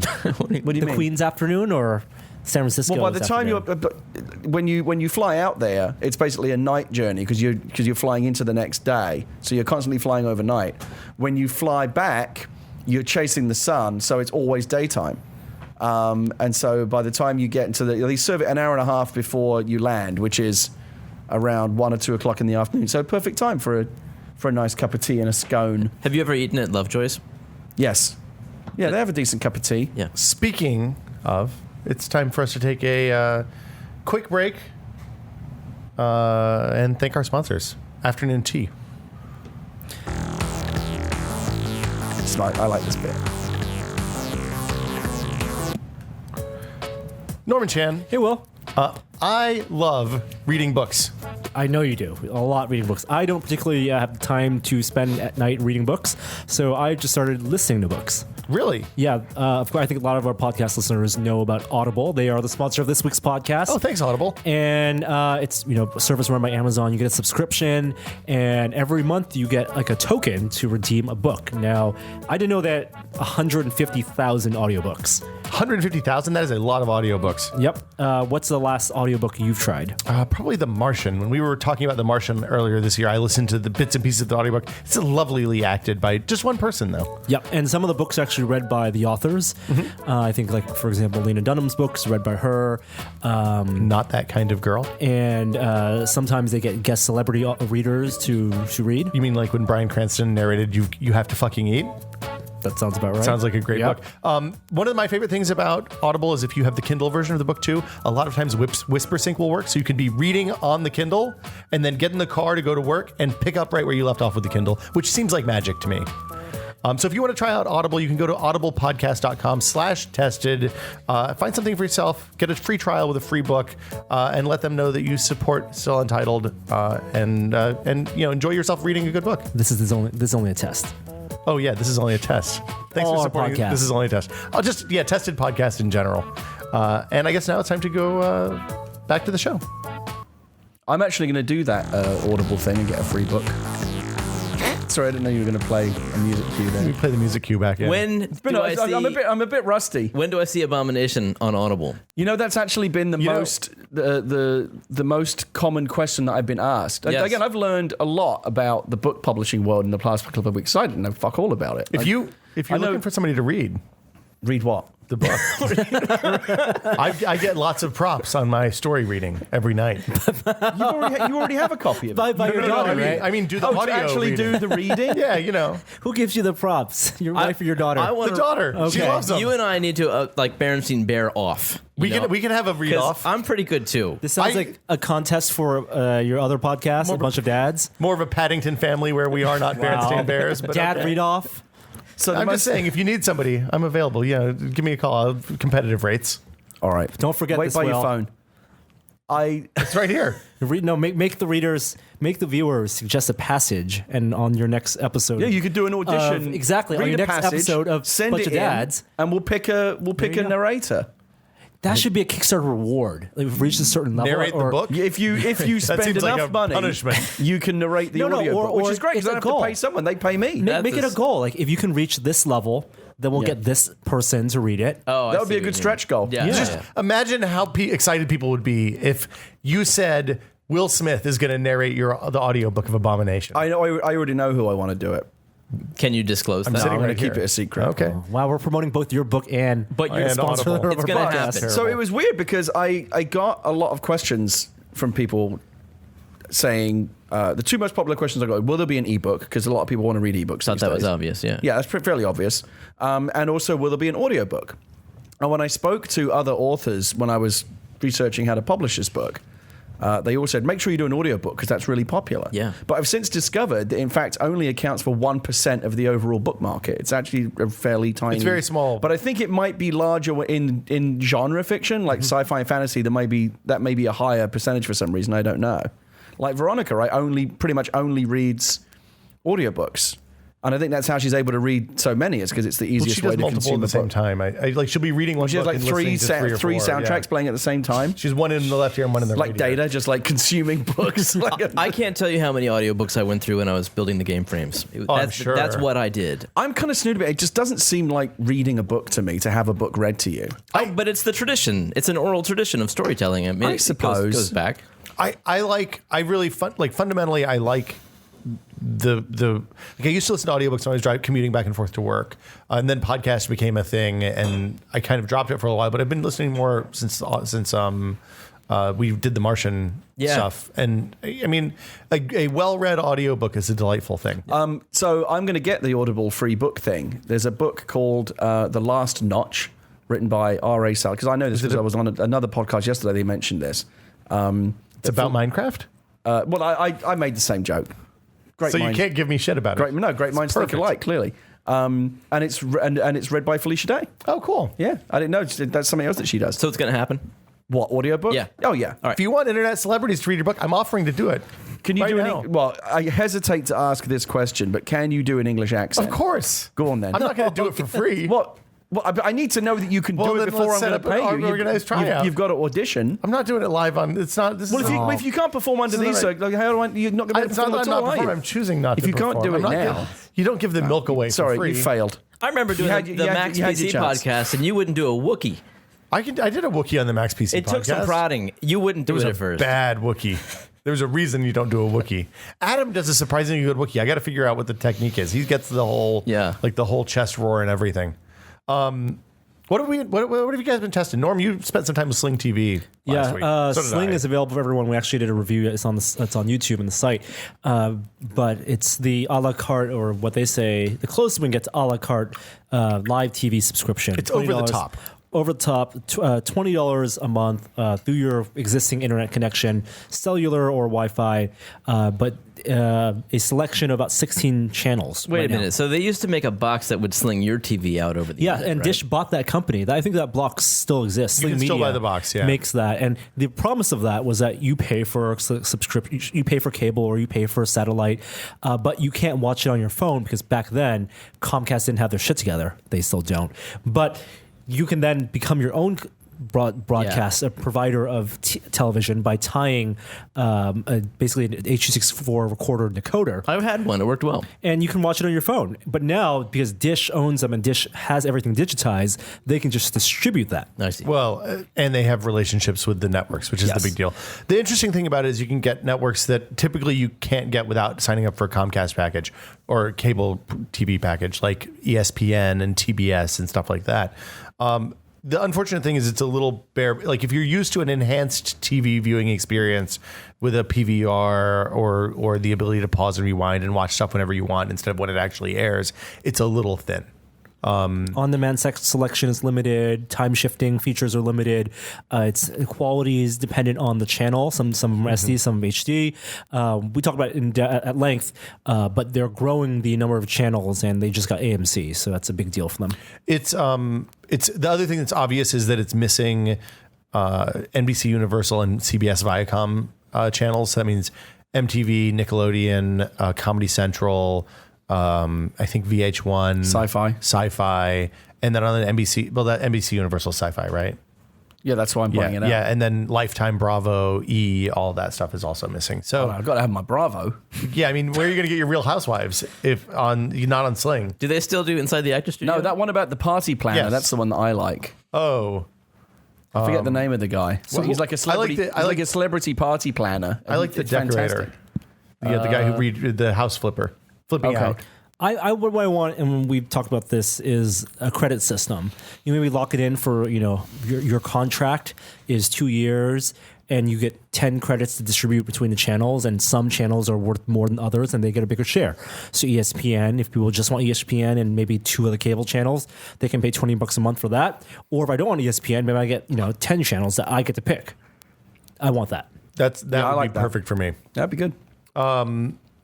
Let's see, Jeremy, what have you been testing? Anything exciting? Well, have you guys seen these? What are those? You don't It's know like what a this is? pregnancy test. You pee on it, and then No, it tells you if you you're don't going to have a boy or a recognize this? girl. I It's a would've thought- wrench. I It's a was socket like- wrench. Yeah, I yeah. know. It's the one from space, right? Yes. So this is the Is that the 3D printed wrench that NASA emailed to the ISS? ratcheting wrench that was see. sent to the space station. Did you print that yourself? Yeah. So did NASA make the file available They so did. that anyone could print a it? few days later after they had tens of thousands of requests, I'm sure. And I printed that at 100 or, what is it, 1 mil? 0.1 millimeters? 100 microns. Oh, yeah. 100 microns, that's what it is. So what did NASA? What did the, So it's the print in place. astronauts print it at? It's totally print in place. It took a wrench to loosen it. It was pretty tough to get on, so it was starting to Oh, work. you had to put it in like a lock smoothly. socket to Yeah. What are the physics of 3D It's cool, printing in though. space? 3 inch pounds. Well, I would think it would be easier, right? Because once you get it adhered, it's sort of there, but then you could do insane overhangs, right? Because there's no gravity pulling down. It's true. So as long as you print slow enough, I would think it would actually be easier. And that's assuming that they're doing, extrusion printing like this. Which they are. They are. Did they do It's this as a FDM. publicity stunt, or did they actually need this up on It's the the space station? first thing that they've ever sent for a request But in did the they? space station. Okay, so they said, "Can you send us one of these?" Well- So they set the printer up first. we have a thing that They we need had to the open, and we printer. don't have the tool. No. The astronaut said, "Boy, I wish I had a ratcheting. What is it called? Wrench. Socket wrench. Socket wrench." And I guess the people who made the printer heard that, and they got to work and they designed that and set it up. I think we talked about this before, but the beauty of this is, of course, you don't have the Apollo 13 thing anymore, where they say, like, this is what they have up there. We have to figure out a way to make this work. They Well- can just send up some parts that they might need. Right. You can make. I mean, within reason, obviously. I mean, I think the stuff that they're going to be making with this more than anything is stuff like cable hooks and clamps and stuff like guys, that, right? the astronauts are going to die if they don't get some shitty chess pieces in 12 hours. In 12 hours, right? Oh no, I gotta start printing now. Engage time lapse. They're going to be pretty small. 12 hours. That's really cool. So they set the printer up to see how it works, basically, is what it seemed like. Yeah. And like a lot of stuff NASA does, I think there's a little bit of a publicity element to putting a 3D printer on the They space could use station. it at this point, right? yeah. It doesn't bother me. We all want space exploration to continue. Yep. What else? I also went to the Rift Tracks event at the Castro. As part of Sketchfest. What movie did they do? They did shorts. Oh, okay. And you said you're not the biggest fan. I'm of not a Rift huge Tracks. fan of it, no. I think if this if I were to suggest you go see one show, this would have been it. It was hilarious. That was the one that would have turned me around on it. Yeah, this might have been the one. Did they sit on the stage, or are they sitting like the front row? No, they stand on the stage. Okay. They had guest people come up to do each short. Adam Savage was supposed to be there, but then He did it last year. He wasn't. He had to available this cancel. year. Well, you know how that but guy John is. Hodgman was there, and he was hilarious. He's a PC. It's all pre-scripted. Yeah, I know. Yeah, they watched those movies many times, but it was really a good time. I mean, even the guests, they get a script, I think. Yeah, for the cues. yeah, absolutely. I've been testing that giant LG monitor, the 34-inch, 21 by 9 CinemaScope display. They don't call it that, but that's what it is. It's 2.35 to 1 aspect ratio, so it's like 3440 pixels by 1440 pixels. So it's very wide. It's like that wide and about that tall. Right. And that's actually the ratio that the majority of Hollywood movies are shot in. Is that right? Yeah. No, wider? I think most are 1.85 to 1 probably. No, that's not right. Okay, going through the collection of movies that I own on You have DVD a and TV Blu-ray, that's 1.85 to 1, right? Yes. Put a Blu-ray in, you're going to see black bars at the top and the bottom. It's about 50-50 in my experience. It's very rare. The only one off the top of my head that I can think of that takes up the full frame is Avatar, because that was shot 185. right.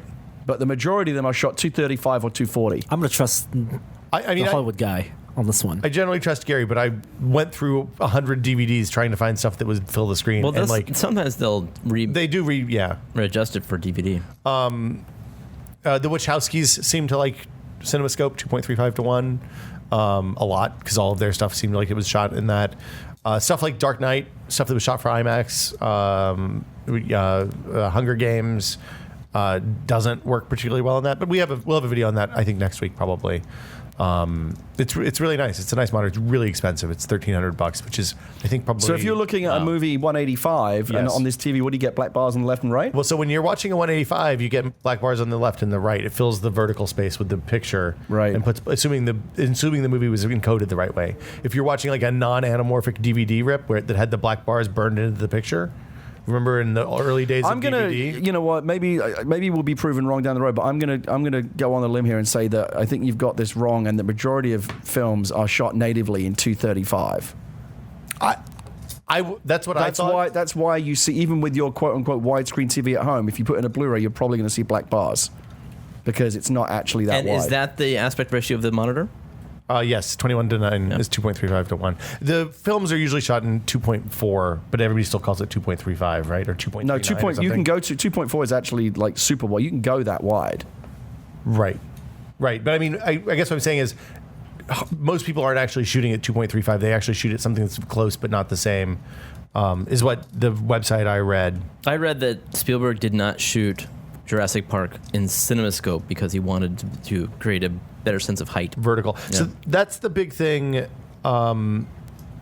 That's the big thing that I noticed is that adjusting to the lack of vertical, like I still have about the same vertical resolution I had before. It's 200 lines less, 160 lines less than the 2560 by 1600 monitor.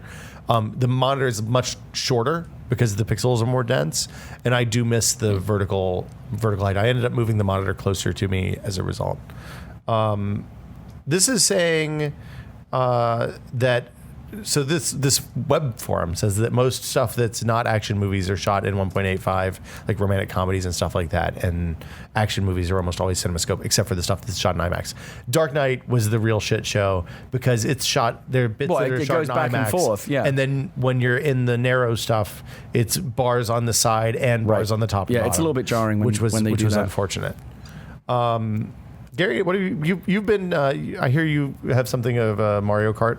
Have you finally played Mario Kart? Yeah, so it's weird in terms of what we've been testing. We're talking about, I assume. I kind of hate it when this happens, but like we finally discovered something that everyone else discovered a long time ago. Hey, Mario Kart's pretty good. Like, well, not just Mario Kart because it is brilliant, but the true value proposition of the Wii. In that we started playing. So we bought Mario Kart ages ago in our household, but we just didn't get around to playing it because we have a kid and we're always tired. Yeah. But then we eventually busted it out a couple of weeks ago. We're like, let's finally play some Mario Kart. And of course we get hooked on it, particularly my wife who loves Mario Kart and has been playing it a lot.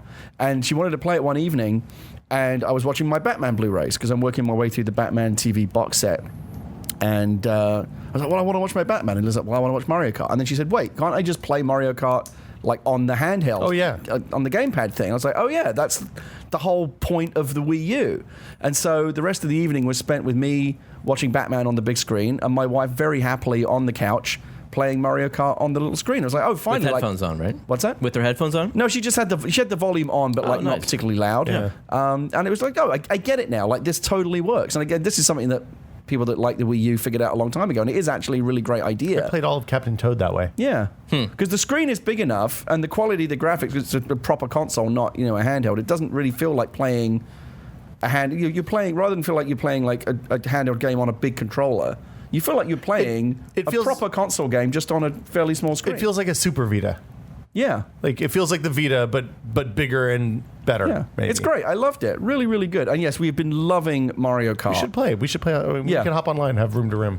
Yeah, we'll do some 4-player multiplayer. I'm terrible. I used to be pretty good at Mario Kart. I'm terrible now, apparently. Gina and I Anything gold. over 50cc, I just can't hack it. We got gold and everything. we Did you? 100%ed it. Leah's been unlocking everything. I went onto the eShop and I bought all the DLC. Oh, So yeah. is the Are the new tracks out? You got to do the that. second set? Not yet. No, Oh, not okay. yet. There's two, but I did the thing where you can buy both now. You get a value if you Yeah. buy both packs together, even though one isn't out until May. Yeah.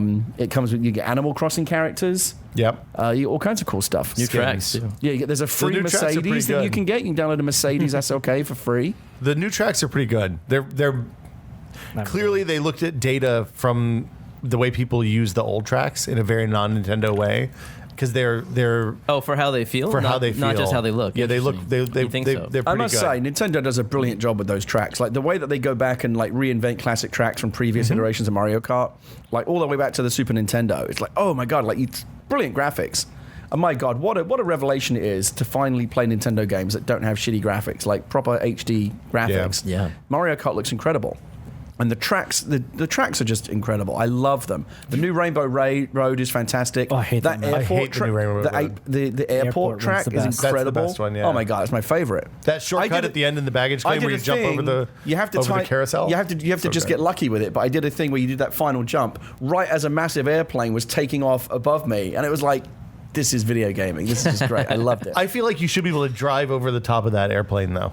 You should be able to hit You should be able to hit the nose and Fast and Furious that shit. Yeah, like that giant eel that's in one of the levels. You Yeah. should be able to hit the top of the Here's a plane, name. or you should be able to smash through the front of the cockpit of the plane, drive down the center aisle, Yeah. and then smash out of the back Well, of the plane. that should be how it leads into the ski one. You should crash Oh, the ski into the one's pretty cockpit, good.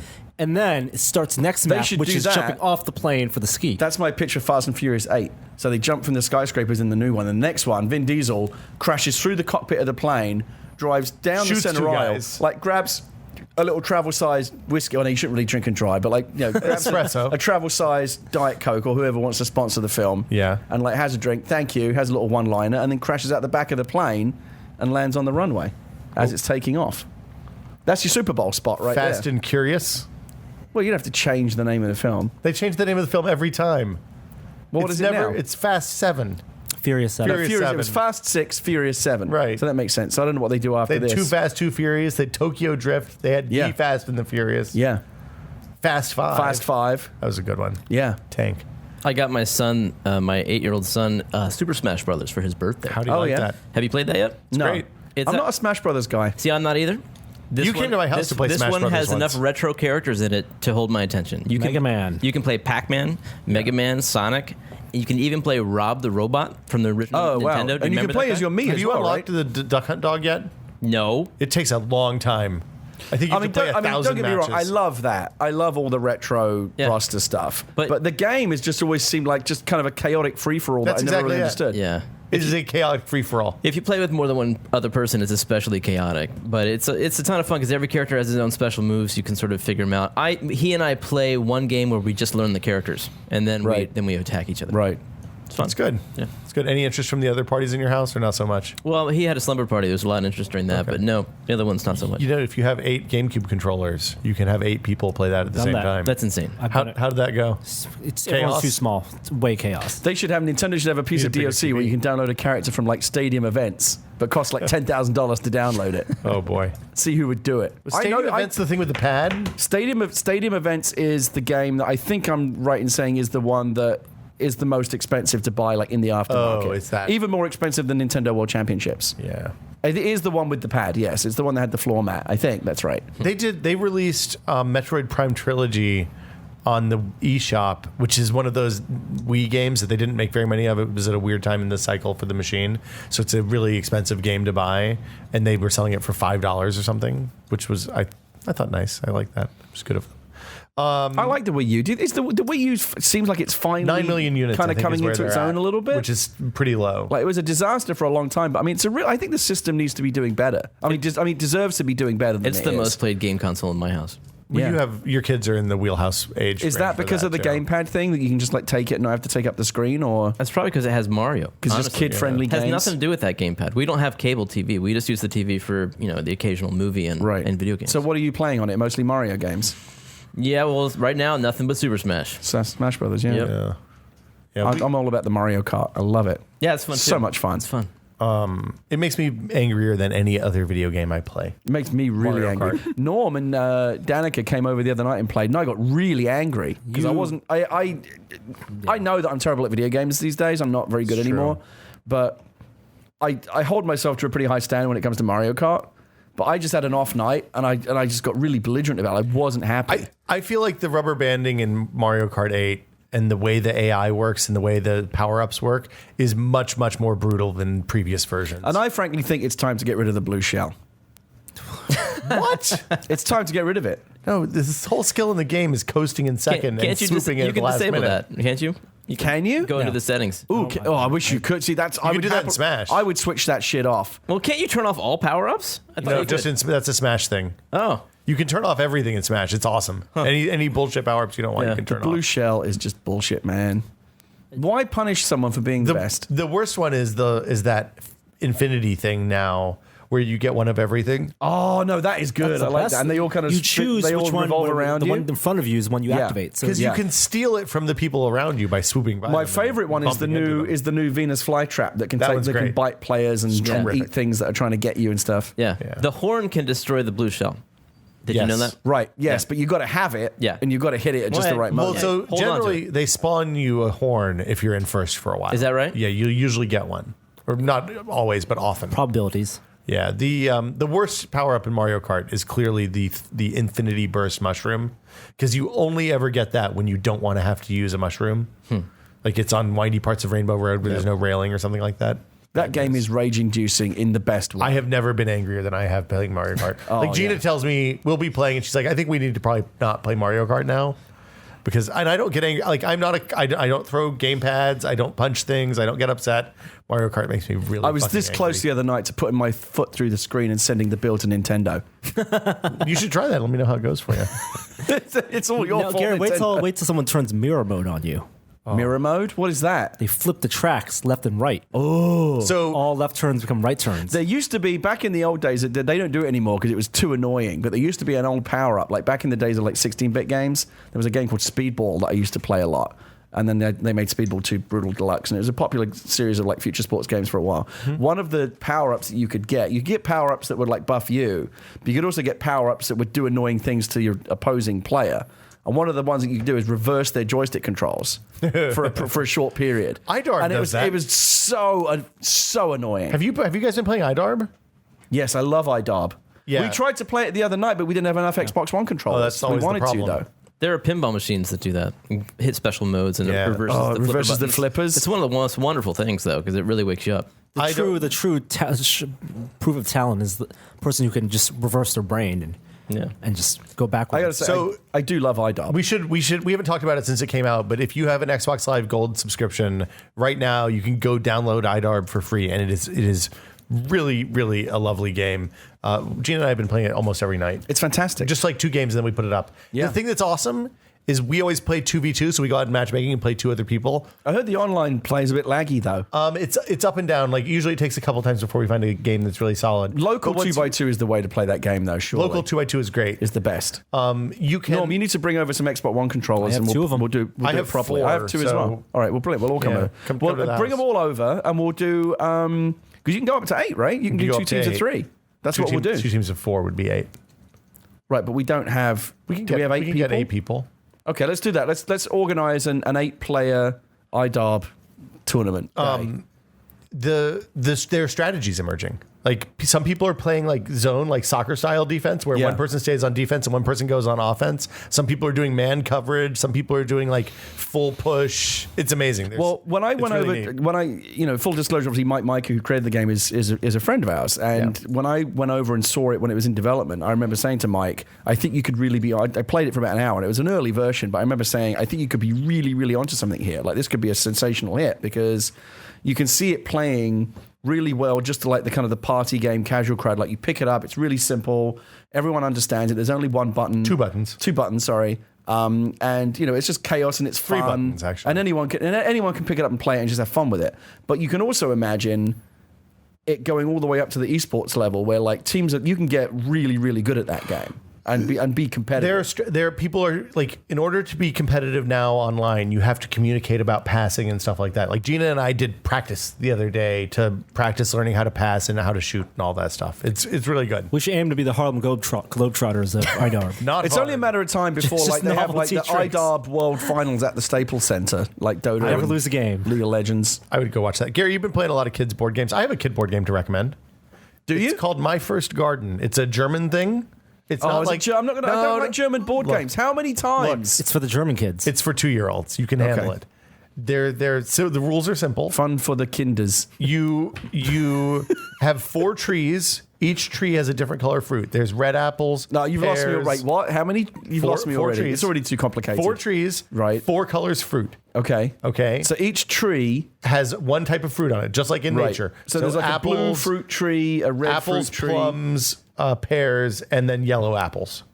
Because I think they only had the 3 kinds of fruit that it's the which. So They couldn't get the rights to bananas. bananas bananas wouldn't stand upright. So you put the fruit. You put 4 pieces of fruit on each tree. Okay. You give the kid a big fat non-choking dice.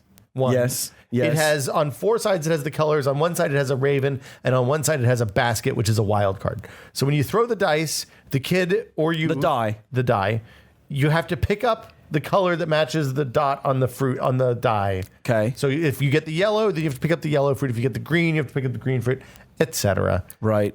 If you get the raven advances 1 step down the path. And if the raven gets into the orchard, everything's wiped out and you lose. So it's cooperative. Yes, so that's what I like about My Little Pony Rainbow Magic, is that it's cooperative. I can't wait for somebody to pull that out and make an end clip of that. That's what I like about My Little Pony Rainbow Magic. I say it proudly. I wouldn't have said it into the microphone if I was ashamed of it. What is My Little Pony Rainbow Magic? So we bought a Gary? game for my daughter. Who is she's 2.5? She's 2.5 now, and she really likes My Little Pony. Wow. Is she a brony? Well, no, you'd have to be a grown-up male to be that, and she's actually the correct target market for My Little Pony, which is do you watch My Little Pony with her? Yeah, it's good. Does that make you a brony?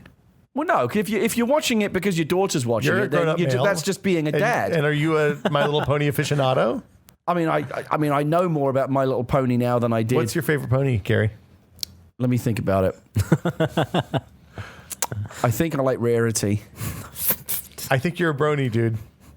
No, if you're I don't think that's there's just nothing being a wrong with dad. that. If you're an adult male sitting at home on your own without any kids or anyone else there around you, just watching My Little Pony because you're into it, then then use your daughter as an enabler. then you're a brony. And I'm not saying that's a good thing or a bad thing, but that's I a think brony. If you're a dad and you like My Little Pony, I think you're technically still a brony. Yeah, you're a brony, dude.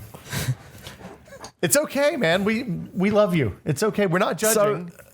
Anyway, Just embrace it. Let your freak flag fly, so man. my daughter really likes My Little Pony, and you also like My Little Pony. It seems she can't get enough of it. So we got her this pony, this board game that's aimed at little, it's like 3 and up.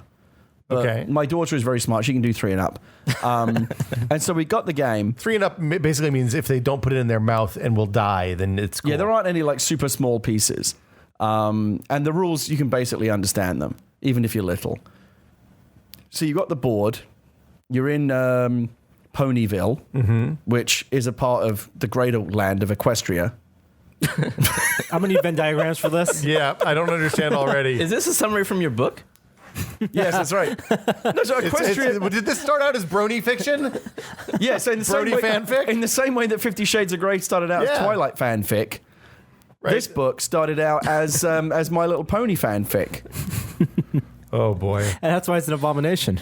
That's right. Correct. Very good. So this is So in Ponyville, this is really about Twilight Sparkle.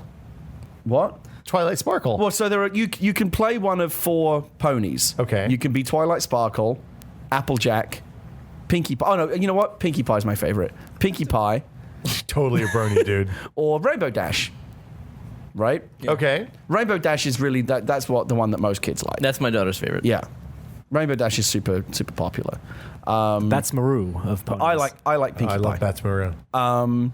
So you're in Ponyville, and the idea is there's a storm coming, and there's a little circular board, and you each pick one pony. But again, you're not playing against each other. You're all cooperating. The idea is the storm is coming, and you're trying to build a rainbow that will guard against the storm before the storm comes. And so each person takes their turn, and they spin their little, arrow on the thing, and you move around the board. And you can, if you land on a rainbow, then you get to erect. You get these little styrofoam rainbow pieces, and you kind of place them around the board and make like a rainbow. And each time you land on a rainbow piece, you get to put a rainbow piece in. This is like something wicked this way comes. It's basically like Candyland, right? Is there any skill involved? No, She's 2.5, dude. No. These are abominations. Just like Candyland, or Oh, just like yeah. Chutes and Ladders. These kids, they play these games. I remember explaining to my 2-year-old kids that there's no skill here. Just like the game is in the deck of cards. Whatever card we get, that's the game. It's like but there's no. fate. I mean, you've heard of games of chance, right? I mean, there are lots of games that don't There's require no skill, but they're still game. fun to There's play. a It's like decision. unfolding a story that's You're already saying- preset. But it's fun for little kids. It might be, but there's other games that are more fun. Who did you say your favorite one was? Pinkie Pie? Pinkie Pie. So you're trying to build this rainbow. I was excited. But listen, now. if you land on a rainbow piece, you get to put a rainbow piece. But if you land on a cloud, you've also got this other thing. Like you've got a sun with all the different rays of the sun, and each time you land on a cloud, you have to turn over one of the pieces from a sunny piece into a cloudy piece. And the idea basically is to build the rainbow before you turn over all the cloud pieces. But here's the beauty of it. So the rainbow, you're building it on the board, right, with these kind of like styrofoam blocky rainbow pieces. If you win the game and build the complete rainbow, you get to lift up the board to a 90-degree angle and the rainbow becomes freestanding. And it's like, for a 2-year-old kid, that's delightful. That's cool. It's like Mousetrap. But I can see you coming in and knocking it up, going, it didn't take any skill, and making all the kids cry. So my game is called My First Orchard, not My First Garden, and it has skill. Because Yeah. when they throw the die, if they choose whichever color you want, you have to pick the tree with the most fruit, or else you're almost certainly Well, gonna lose. actually, here's the thing. There is some skill, because when you spin the thing, The brony's talking, and it says guys. like go 2 spaces or whatever, you have to decide if you can go 2 spaces to the left or the right. That's So different. you have to There. make tactical Okay. decisions. All right. Do I want the rainbow piece, or do I want to land on this square and have this happen? That matters. Right. Just okay. like the squirrel game.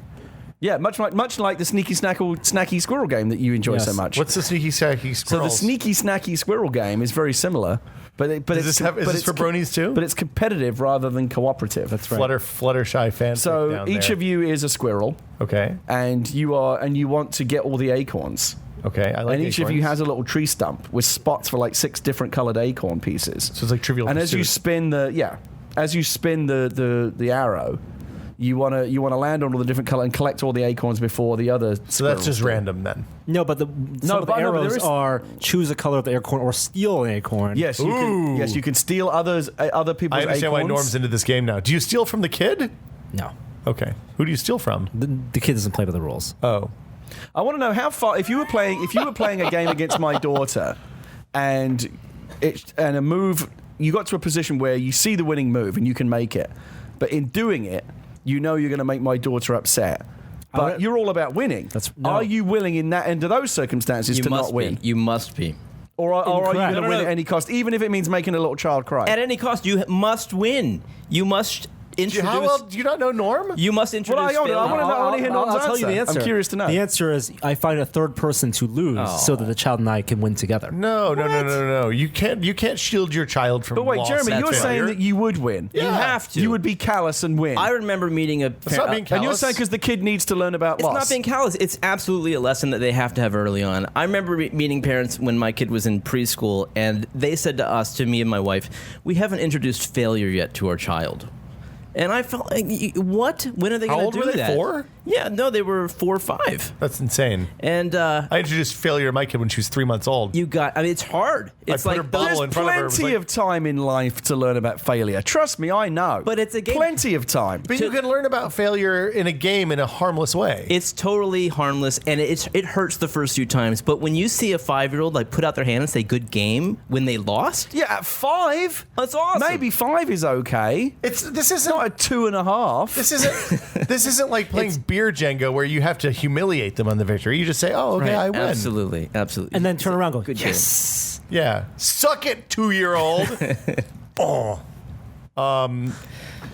I think that's all I got for what we were testing. But I do recommend My Little Pony Rainbow Magic, and I'm hoping, because I have an open invitation to go onto the tabletop board game video show on YouTube. Part of the reason why I haven't gone on is because the games that they play You are don't far like too good games. Well, I don't like games where you spend all fucking night going over the rules before you can even 6 hours before you can even start playing. That's fair. That's not fun to me. Are you going to bring kids on the show? Maybe. Or there? They must, right? That would be fun. Maybe. I'd be interested. But My Little Pony is more my speed. I'd be interested to hear from anybody in the audience who's not a brony and has played this game to find out if it actually is good. Kids react. It is good. It sounds like there's tabletop. some decision making. That's important. Come over and play it. Another one is Sequence for Kids. I like that one. Sequence? Yeah, Sequence. Sequence. Yeah, Sequence What's for that? Kids. It's good. It's like a board game where you have to get your chips in a row, I think 4 in a row in any direction, and you pick a card and it's an animal. There's 2 of every animal on the board, so you have to choose where you're going to place your... Oh, so it's like reverse Your memory, thing. kind of. No, it's like tic-tac-toe, Okay. but there's only some But it's options of winnable. where you can place... Or like bingo. Yeah, it's Okay. like where you can place your... Yeah, if you want to teach your kid about failure, teach them how to play tic-tac-toe. There you go. Right. Well, or about stalemates. Right. No, you should always. If you go first, you should always win in tic-tac-toe. No, you should do that with your kid because you'll win, and then you'll lose. Like Wait, accidentally. hold on a second. So Yeah. you're saying that if you and I play tic-tac-toe, If you give me the go start- first, you're going to beat me every every single time. No. No, he's right. Remember war games? Okay, You're always going to go center square. Yeah. Always. Yeah. And it's always a tie. But with a 2-year-old, you're going to win. with a 2-year-old, you win every time. yeah, but not, Yeah. but not against me. You're not going to win. I take my chances. Oh my god! Every time's a lot of times. When you do win a tic-tac-toe, that's why it means something. Yeah, Right, yeah. It means the other person really fucked up bad. yeah, that's the thing. The only way you win in tic-tac-toe is if someone else fucks up. Right. And makes Yeah. a really stupid move. Yeah. But what's great is when your kid beats you, and that will happen eventually because you'll just be too confident. You'll just Well, be my sitting daughter there. is already better at jigsaw puzzles than I am. Yeah? Wow. I mean, we handicap it, but she can do a 12-piece jigsaw puzzle quicker than I can do a 24-piece. Wow. Which should not be the case. No, Now, that next should step, not- where's no. Waldo? Yeah. Waldo. That's Never pops up top that's left a corner. Dark hole. Really, he's never in the top left corner. Never in the top left I'm too corner. old for Waldo, so we didn't have Waldo when I was a kid. Do you want to talk about joysticks, or have you yelled at enough stuff? I would like to rant a little bit about joysticks. Please do. So, Hold on. Let me get you a little music here. so you know, Elite Dangerous is out now. Fantastic. Wait, there's going to be a musical backdrop I'm to this giving you a rant? backing track for the rant. I feel like this should be more like death metal or something. Okay, I'll go in find the something. background. You keep talking. Give me a minute. Okay, so as you know, I love Elite. I grew up playing it in the 1980s. I was like an very, Amiga or very something? excited that they made a new version of it. What platform? In the 80s, Yeah. Commodore 64. Okay. Not you know, I'd like to say BBC Micro, which would have been like truly the old school. That was the native format. But I played it on the Commodore 64, and I loved it to death. I actually ended up. I was in a documentary on British television last year about the 25 most influential games of all time, and Elite was one of them. And I was the guy that Wow. did a little talking head thing talking about it because it's one of my favorite games ever, and it was hugely, hugely influential. I mean, it sold more than 1 million copies, which doesn't sound like a lot now, but in the 1980s. That's like selling 10 million copies today. It was hugely, hugely Maybe influential. more than that. So David Braben, the guy that created the original, brought it back as a Kickstarter again, hit the target and started building the game, and now it's this great game that they released. And it's everything that as a kid I always imagined that you wanted Elite to be like. Online, you know, massive universe of beautiful graphics, and of even stuff that I couldn't even anticipate at the time, like virtual reality. So I've got the DK2 at home, I've got my PC, and I'm ready to play Elite Dangerous. And Norm was the one who said to me, if you want to play it properly, you got to get the, what's it called? The hot ass. Hot ass. hot- And what does that stand for? It's hands-on throttle and stick. Right, so the old school, you know, you've got a joystick and you've got a throttle. Now, back in the day of PC gaming, when I was the editor of PC Gamer, when flight simulations were still a fairly big genre, So like the 80s. No, even in Mid-90s. the 90s. It was still a big genre. Chains and Chains, combat simulations, and F-16 Falcon. Yep. The old Microprose games. What is this? It's your backing track. Keep I don't ranting. like it. Well, you don't get to choose. Well, I just gave turn you it off one. then. No. I'll turn it It's down. terrible. What is this? Joey gave me access to the stock music, the royalty-free music. Let's turn on Gary's microphone. It'll be fine.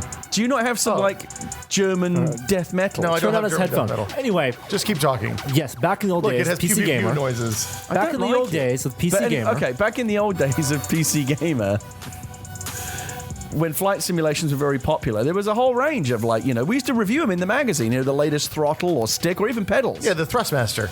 Right? Yeah, Microsoft Thrustmaster made a and great one. Sci-Tech products. had this whole business. And then flight simulations basically kind of died out. And let's not forget, Microsoft Flight Simulator, there were people that got really, really into it. They built these cockpits and they really played it very seriously. Even just like the old combat simulations that I used to like F-16 Falcon and Apache Longbow and stuff like that. F-17. Yeah, the best way to F-17 stealth fighter. The best way to play was with a joystick and a throttle if you had one. And then flight simulations kind of died out, and that flight stick market kind of died out with it, but not completely died out. Just became very, very niche.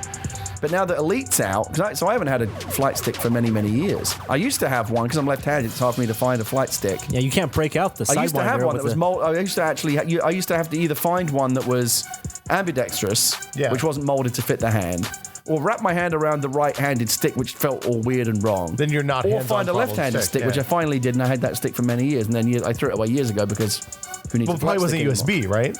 Yeah, it would have been like a Joystick port. Yeah, joystick port. They made one that was molded for left-handers. Yes. Yeah, Wow. Thrustmaster made I an FL16. treasured it because it's so rare to find that. Yeah.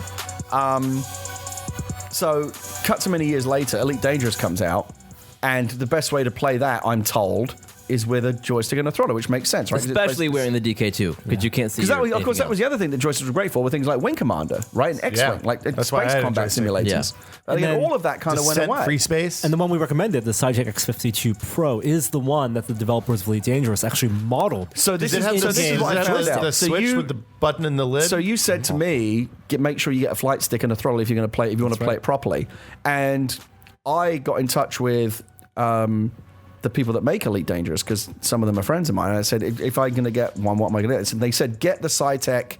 What is it? The X52 Pro, because that's what we use. In fact, that's actually what the stick in the game, when you look at the in-game flight stick, is actually modeled, and the throttle is modeled on that. So that's like the one to get if you're going to play Elite Dangerous. There are many others you can get, but that's the one they recommended. wow, it's $200. So I got it, and it comes in a big box. It came today. It comes in a big box, and I kind of just got it without even really thinking. I just got what they said to get.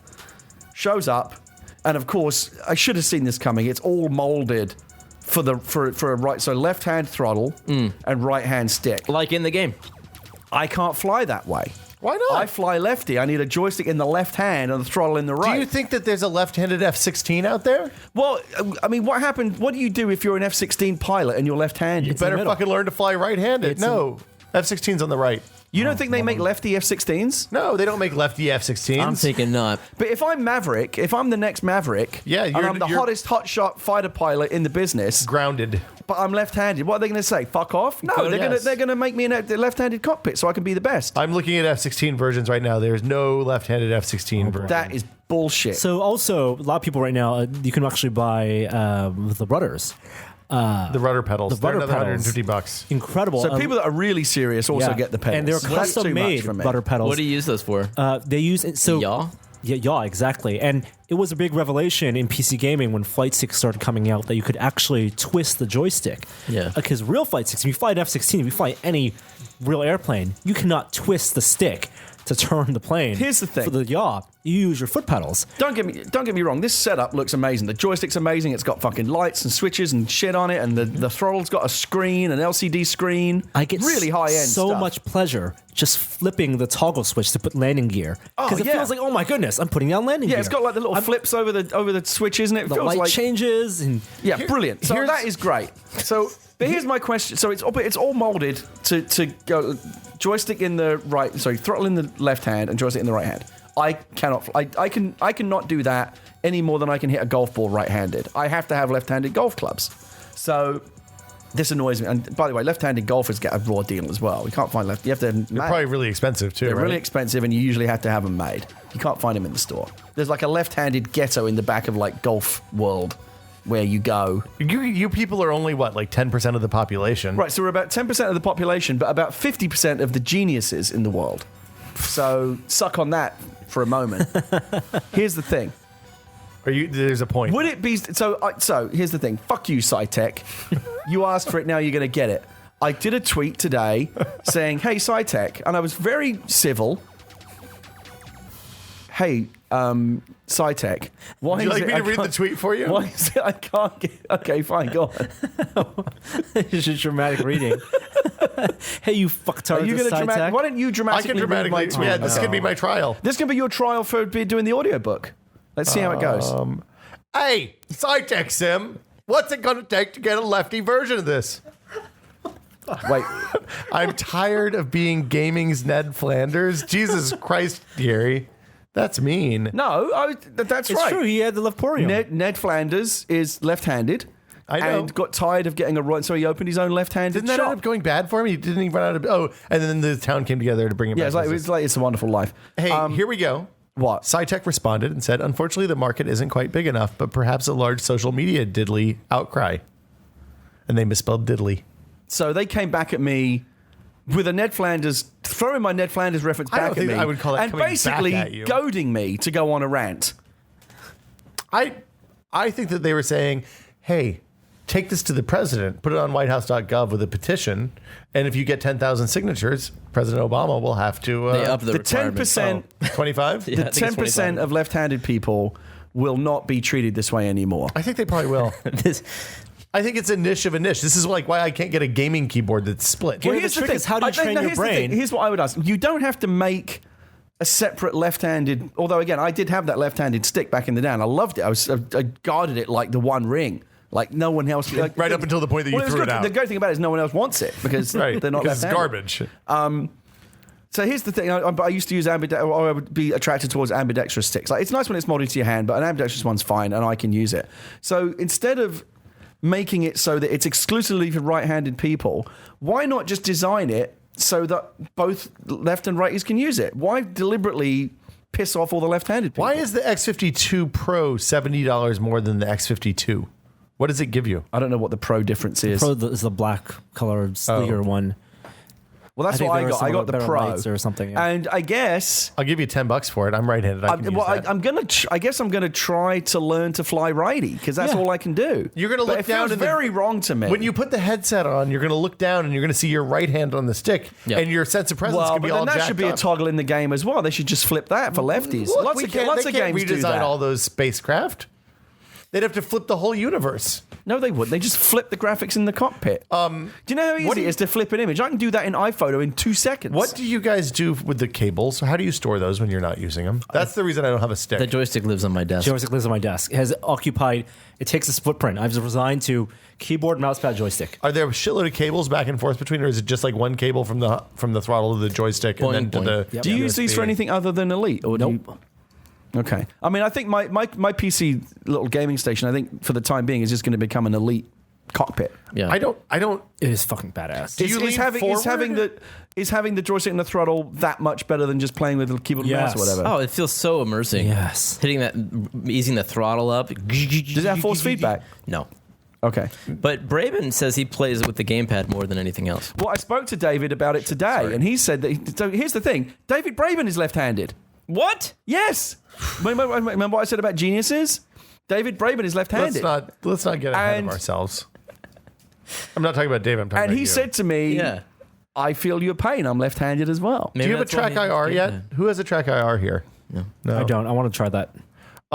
Do you play in the Rift when you play Elite? Yeah, yeah. It's I the don't. only way to play. He doesn't do it I anymore. can't because Norm I can't. can't. I can't actually play. He trades immersion for actual what? He's Like, been maxing economy. being able to play better. Being able to actually. Wait, what go is on it that you missions. get? What is it that you can't do? So one of the brilliant things about Elite, because you're in the cockpit the entire game, Right. is a lot of the it is like playing Star-Lord the simulator. Brilliant. Like you are a space pirate, you are going on bounties, you're collecting resources, I'm you're sold. upgrading ships, but because you can't actually walk around your ship, but you can actually do all the things you can as if it was a real ship. Turn on the lights, turn off life support. People have gone on missions where, because you have to do energy balance, you buy a bigger power supply.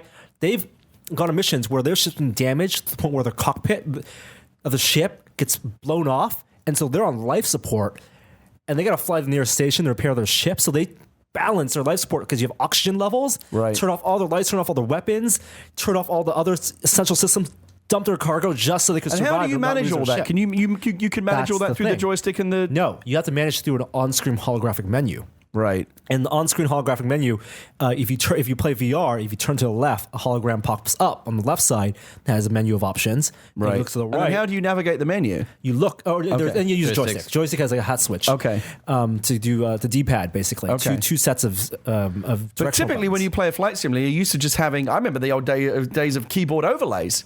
Right? Remember That's when you used to right. get the cardboard Yeah. thing, the stencil that would go over the keyboard. Do you have the one for the AT keyboard or the one of 4-key keyboard? I had them all at some No, point. But usually, when you play a game that has any degree of control like that or complexity, you would rely on having quick access to those keys. In the Rift, you obviously don't have that because you And can't see your they've keyboard. designed it so you don't need access to all those keys. All you need to do is have a good sense of where the keys So then, are. why is it a problem for you? Well, because the Rift is not high resolution enough that I can read the text on holographic But it will be, menus. right? The new one will be. I unclear. still don't know. So you can't read the text. I cannot read the text What do well you- for missions. When you're at a space station and you're trading I commodities and can't. stuff, you can't read do that stuff. in the No, Rift. you can. Maybe it's because you're wearing glasses. I can read it. I can.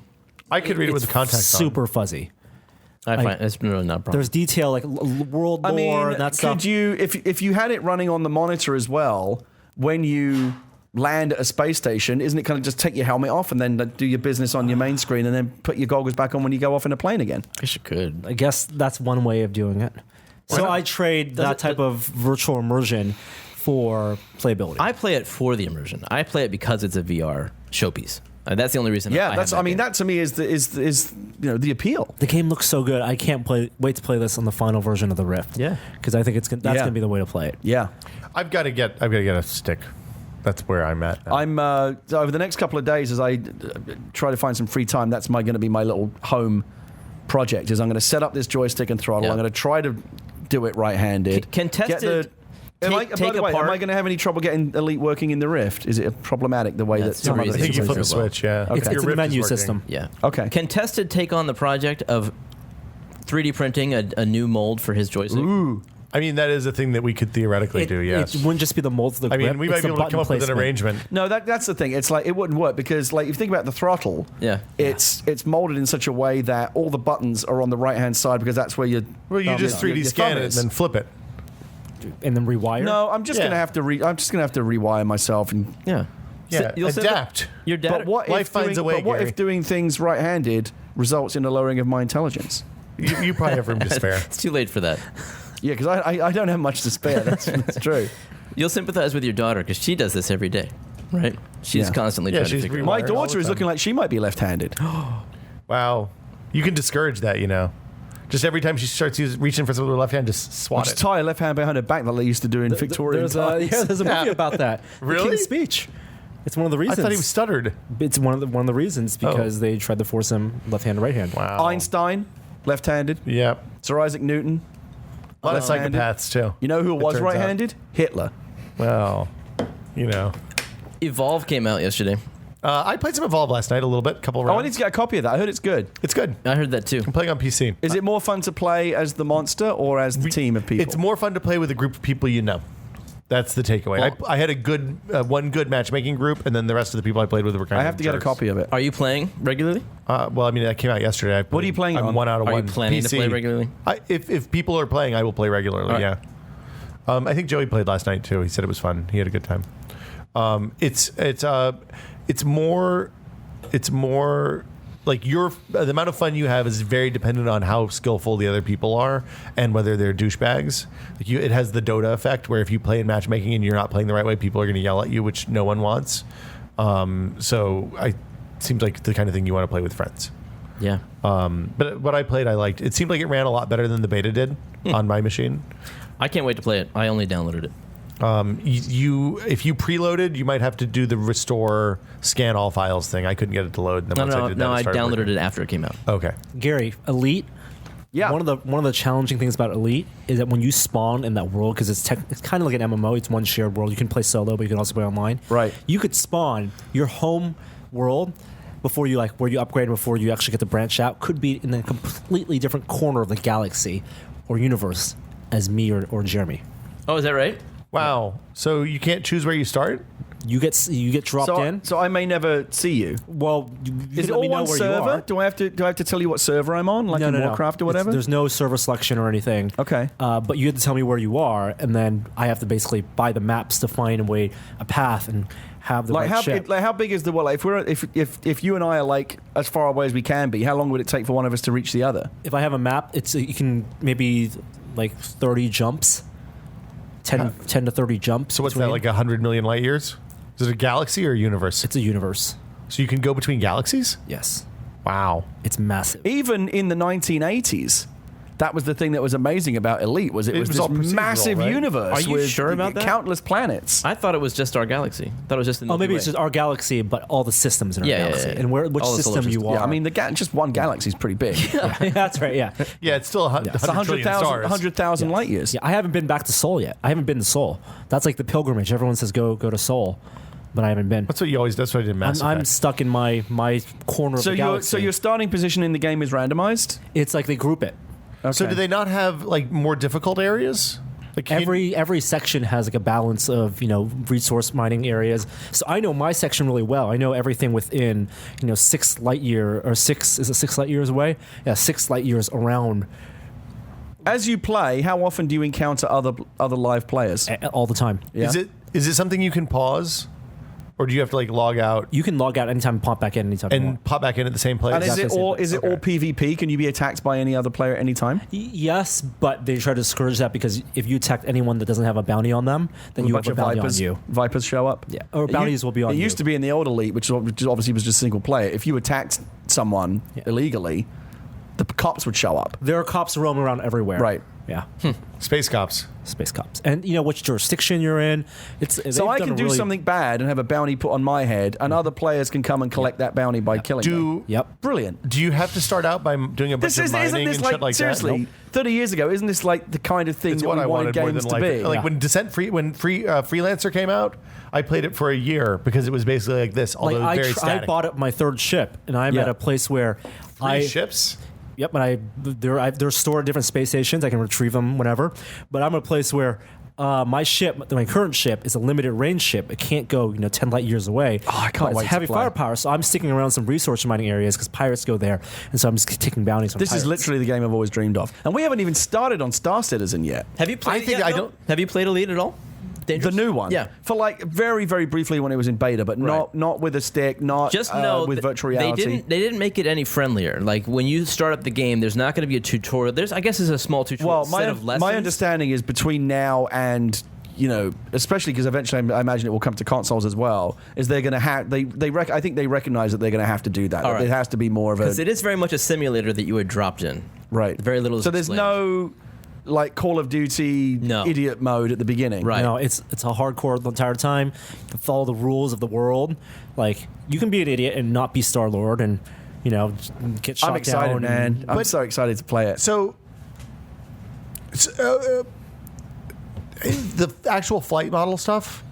My understanding was it was a simpler flight model than Star Citizen. There's a mode, right? That you can turn on. What is it? Auto assist.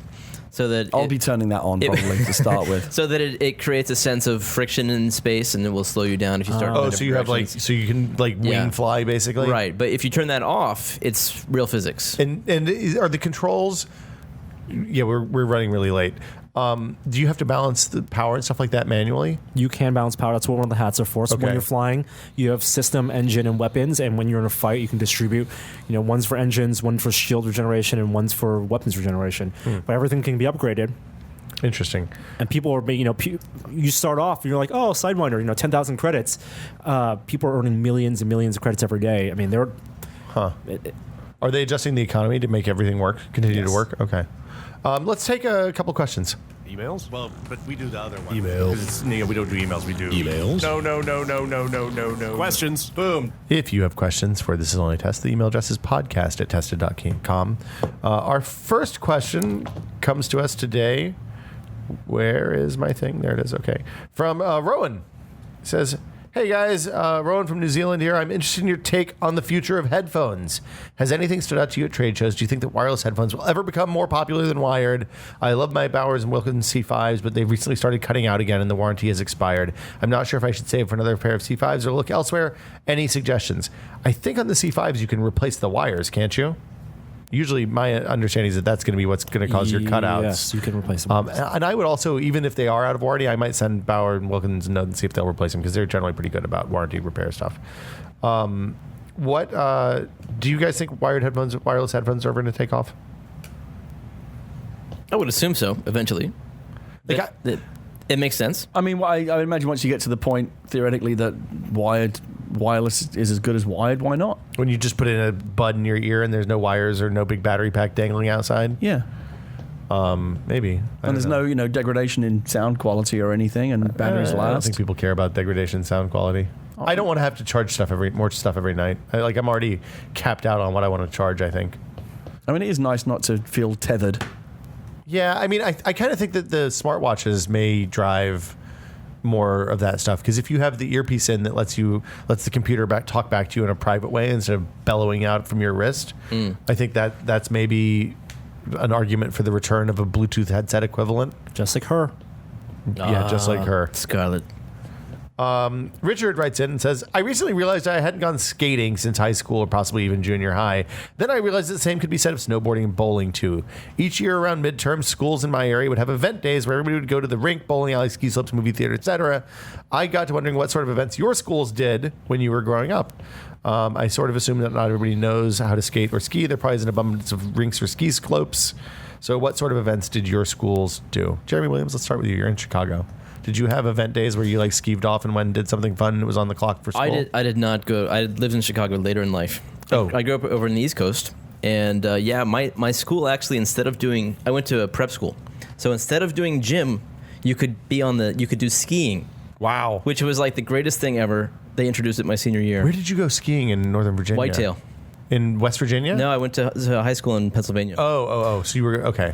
So that was the greatest thing ever. Huh. As I went to a ski resort for school. Gary Whitta? Vaguely. I've tried to block out most of my school years. Did you do anything fun at school ever? No, I hated school. Couldn't wait to get out. This might explain the My Little Pony thing too. How does it explain that? You're just looking for affection and a carefree environment. Yeah, where no one judges you. Friendship is magic. If I could live in Equestria, I would. Yeah, you're definitely a brony, dude. Norman Chan? Lots of cool trips to museums. They didn't take you to the bowling alley? No. Schools don't do that. We went to the bowling alley for gym class a few times. We would go bowling or to play tennis or something like that. And we had ski trips, but I think those were like clubs, not official school organizations. That's more typical. Yeah. Anyway, that'll do it for us this week. Gary Whitta, inkshares.com. Yes. Search for Abomination. Yeah, it should be right there on the front page. Or follow you on Twitter at Gary Whitta. Yeah. Jeremy Williams at Jareware. And gamefraud.me. Yeah, that takes you to the forum. There's no use going to you can't buy them. You can get more stuff to put on your game frame on the forums. That's true. That's true. Join the notification list if you want to buy one, though. I suppose you can go to the store and add one to your cart. Interesting. Or foreshadowing. Possibly. You're like the most aloof entrepreneur ever. I can't buy them. You can't really buy them. Sign up. I suppose you can sign up. Jeremy Williams, stuffforhipsters.com.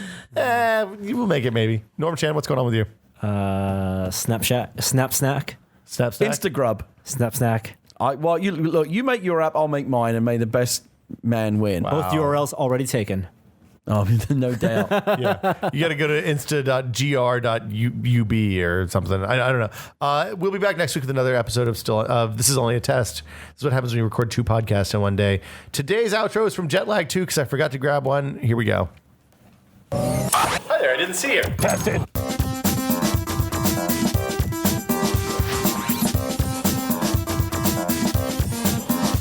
Rectangular. It stands up on its own, but you have to fidget with it. Gary Whitta, Hello. will you tell your Felicia Day story, please? Now, 3 hours later. This has been a long one, hasn't it? Yeah, you Yeah. promised you were going to do it. How's my parking? You have 8 minutes, I think. 10 minutes. All right, I'll make it quick. only because you asked. Okay, so Do you want me to play some music behind it? you can if you want. I mean, it's kind of fun when you play the music. Play that music you play when you play the ads. I kind of like it. It's soothing. That's the ad music. I can't. Oh, use we didn't talk at all about Jeff Bridges' sleeping tapes. You'll have to come back next week. I'll come back next week and talk about Jeff Bridges' sleeping tapes. Do you have them yet? I bought them. I downloaded them. They're I haven't- fantastic. Have not listened. I paid the $10 because they said pay. Did you? Well, A, because it goes to a kids' charity. Right. And B, they said if you pay pay what you want, but if you pay at least $10, you also get a bonus EP. And I wanted the bonus EP. Ooh. Oh, I didn't pay enough to get the bonus EP. Yeah. And the bonus EP is the one that has got the freaky shit on it. Wait, what? It gets better? Well, it kind of gets more surreal, if you can believe that. Wow. But I love the Jeff Bridges sleeping tapes. Have you I finished it? listen to him every night. Yes. Wow. Have you I stayed listen- awake? Well, here's the thing. My guess, my assumption is that it's not. They're not really meant to help you sleep. I think They are they meant are. to enhance the experience of being wasted. Yeah. Like if you want to get stoned, if you want to get as high as a kite and listen to these tapes, Yeah, that's probably these true, too. this is like the official soundtrack of being Being Jeff high. Bridges. Yeah, Yeah.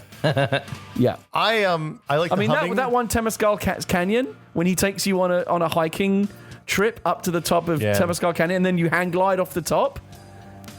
You heard that one, right? No. That might be on the EP. The humming is my favorite. Sometimes I favorite just like to one- hum. He says. Did you see that? Did you hear the one where he's like talking to the children in the playground about clowns? No, Jeez, no. that sounds terrifying. I gotta pony up and get the EP. You got to get the EP. It's good. So Felicia Day It's story. like an extra 40 minutes of content of Jeff Bridges. Wow. Like why wouldn't you want that? You've got 3 minutes left on the sound on this track. So No, it was just really interesting. I said I've learned a lot about publishing and about like how social media kind of works, like actually in business. You know, I just use it like to talk about cakes and things, but it's nice to somehow see. Just like I experimented this week where I did a boosted post on Facebook where I spent $50 to boost a post just to see what would did you sell happen. $50 worth of books? I don't think so. And I did a promoted tweet as well, just to see what would happen. Like it's not a lot of money. Oh, Just to- did you 'cause I'm promote just that curious to SciTech tweet? The what? You should promote that SciTech tweet. I'm going to. Yeah. I'm going to spend every penny that I earn on Abomination, I'm going to put into promoting tweets about left-handed joysticks, and I'm going to make it happen. Or maybe I'll just start my own left-handed Leftorium joystick company. That's the way to go. All right. You can do a Kickstarter for a left-handed joystick. I'm gonna. So, This is terrible. in the process of launching the book and promoting it and trying to drive people to the site and get them to buy the book, obviously tweeted about it and put it on Facebook and leveraged whatever little following I can. But also, friends of mine, some of whom have very many more followers than I do, also, were kind enough to, retweet and help out, and it was very nice. Yeah. So that was good. And so it was interesting to watch the effect because the way that the website, and I think it's probably similar to Kickstarter, is obviously you're getting live, real-time feedback on like who's on the site. I mean, I'm not getting that, but the guys at the publisher, like who are really seeing the back end of the site, can tell you at any given time exactly how many people are on the site, what page they're on, what they're looking at. They know exactly what's going on. I just see when someone buys a book, but they're really able to monitor like very close activity of what's going on. And so people had been tweeting, and the book had been selling, and we were getting closer to the funding goal. And at some point, like late in the afternoon on the Monday when we first started selling it, I got a call from my publisher saying, "What just happened?" And I was like, "What? What's happening?" They said, "Well, there were like 25 people on your page like a minute ago, and now there's 50. Wait, hold on. Now it's hold on. Wait, there's 150 people. Like it just exploded, and suddenly everyone was buying books, and there was this massive spike in traffic to the site and people buying books." And they said, "Are you doing something right now to like promote this?" And I said, "No, I don't know what's going on." And I looked at my Twitter feed, and Felicia Day had retweeted something of mine, and she has 2.5 million followers. And I imagine that she has quite a loyal following as well. Like if she says, "Hey, you should check out this book," a lot of those people are going to check out the book. So it was just a really interesting little microscope into like real time of people that have massive Twitter followings, how they can move the needle. It was going quite well. We would have hit the goal anyway. But someone comes along with 2.5 million very loyal, interested followers and says, hey, you should check this out. And you in real time, you saw the traffic on the site just explode. Yeah. And it was just fascinating to see that. It was really interesting. That's my story. I mean, it's not that interesting. You just wanted to tell us that Felicia Day retweeted you. I mean, I don't need to tell you that. I mean, you can kind of just, if you're on Twitter, you would have seen it. But it was just a retweet. She didn't actually. No, she quoted it. Oh. She quoted a tweet of mine and put on a little thing at the beginning of it. So it wasn't just an art. It wasn't just hitting the retweet button. Yeah. She took a tweet that I had. She put it in quotes and wrote a little thing, and it was massive. It was crazy to see that. That's cool. Yeah. So I really want to get 2.5 million Twitter followers now, but I don't know how to do it. Those promoted tweets. That's a good way to start. Yeah, extend my reach. Right. But I got like 50 additional Twitter followers last time I was on this show. When you said, hey, I'm Jerware? I was about to cross the 700 follower threshold. Wow. I got like 750 by the end of the week. Nice. That's good. I'm Will Smith on Twitter. I don't ever tell anybody on the show, so no one knows. There you go. The YouTubers. I'm 2 powers. I guess 2 powers of 10 away from your number of followers. So I'm pretty happy with that. That's good. Yeah. I can't do that math in my head, but orders of magnitude. Oh, okay. I guess. I guess that's it then. Well, I'm going to kill the audio and we'll call it a show. See you guys next week. Not much in the way of fake outtakes this week. Well, we were expecting a lot from your story and it just didn't deliver. Yeah, it didn't really go anywhere, did it? I think you asked for it. I mean, I'm just glad that everybody knows you're a brony at this point. Really? What was it? PewDiePie is your favorite My Little Pony? PewDiePie? No. PewDiePie is a YouTube personality. Oh, right. You are so not on Fleek right now. What's You're your not favorite? even vaguely. Whatever the opposite of Fleek is, that's what you are at the moment. Fetch, I think, is the opposite of Fleek. What is the opposite of Fleek? What's the antonym of Fleek? Where did you get Fleek from? What is Fleek? That's what the young people say. Wow, now. Norm doesn't know what Fleek is. Do you not know this? I have no How idea do you what not Fleek know is. this? I don't know what Fleek is. Norm, you're out of shit, sorry. You're out of the loop. Oh, man. Explain Fleek, Gary. Well, on Fleek. On Fleek, yes. So I'm told by the young people whom I am in touch with, obviously. Which young? Do you have like somebody trapped in your basement or something? Or? What I need is like a social media intern, like someone who's telling me like what the young people are into this week, because I don't understand. It's like those Jack in the Box commercials. I have literally become that like old man that doesn't understand what's going on anymore. I'm watching the Grammys. I don't know who any of these people are. I go home to my I go back east to go to my in-laws. House where I have family, nieces and nephews, and they're all looking. None of them are watching TV. They're all on YouTube on their iPads watching these personalities. I have no idea who they are. I'm like, who's that? And they're like, don't you know? I'm like, no, I have no idea. Who is that person? That started for me the day after Norm threw the Superstar Destroyer at my Death Star, and we were on RW3 is the name of the channel, I think. And one of my second cousins, sent me the only email she's ever sent. Was like, oh my God, you were on so-and-so's channel. That's awesome. And I was just like, I've never heard of this before. And then I went there and there were 4 million subscribers or something insane. How do you spell Fleek? Fleek. All right. Always to be used with on, though. Yeah, it's on Fleek. Oh. Don't say Never Fleek. just that's a surefire way. So it's like point. No? It's much cooler than point. On Fleek basically is the new version of On Point. Okay. I think there's more nuance to it than that. What? I think there's more nuance to it than that. I mean, there might be. It's like saying isn't you're there a cool always with fruit. teenagers? You're so much hoopy. nuance. Yes, nothing but nuance. That's the name of the podcast. I can't believe Norm doesn't know this. I've never heard of it. You haven't heard I've On Fleek? never heard of that I would phrase imagine before. that you would be the most in touch with Never. it. Yeah, Nope. you're the closest to Fleek youthful on here. Fleek. Nope. So what happens when you turn 30, I guess. Yeah, it's all downhill from here.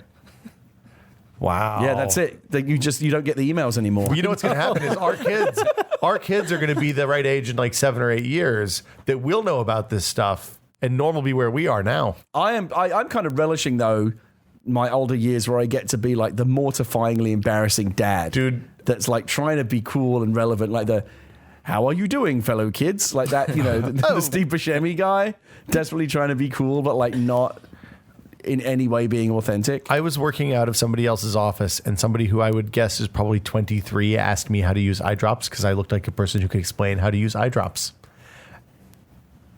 I was flummoxed on multiple levels because I don't know how you reach mid-20s and not know how to use eye drops. I don't know who Meghan Trainor is. I just know that's a person. She that's sings all about the bass song. Right, but I don't really know what that is. Is she a song, YouTube It's all about person? the bass. No, she's a country music singer. Oh, so I only know about that because of Kids Bop.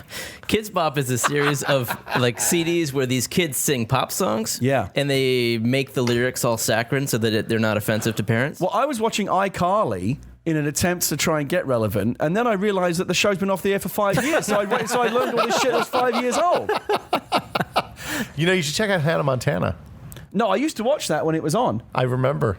Those And then were I started dark watching days. iCarly, and I'm like, oh, okay, so these people are cool. And I guess they were 5 years ago. It's not Yeah. cool anymore. Now they're all burned out, living in Like behind the what's cool dumpster. among kids? Like it changes at the speed of light. By the time I've cottoned onto something, it's old again. It's true. They were on Snapchat. Now they're all on Tinder. I think that's it. I think we should wrap it here. Gary, Jeremy's going to get a parking ticket. Gary, thanks for coming by. Jeremy, thanks for coming by. See you guys next week. Bye. Thanks for watching. Bye. Audio off now.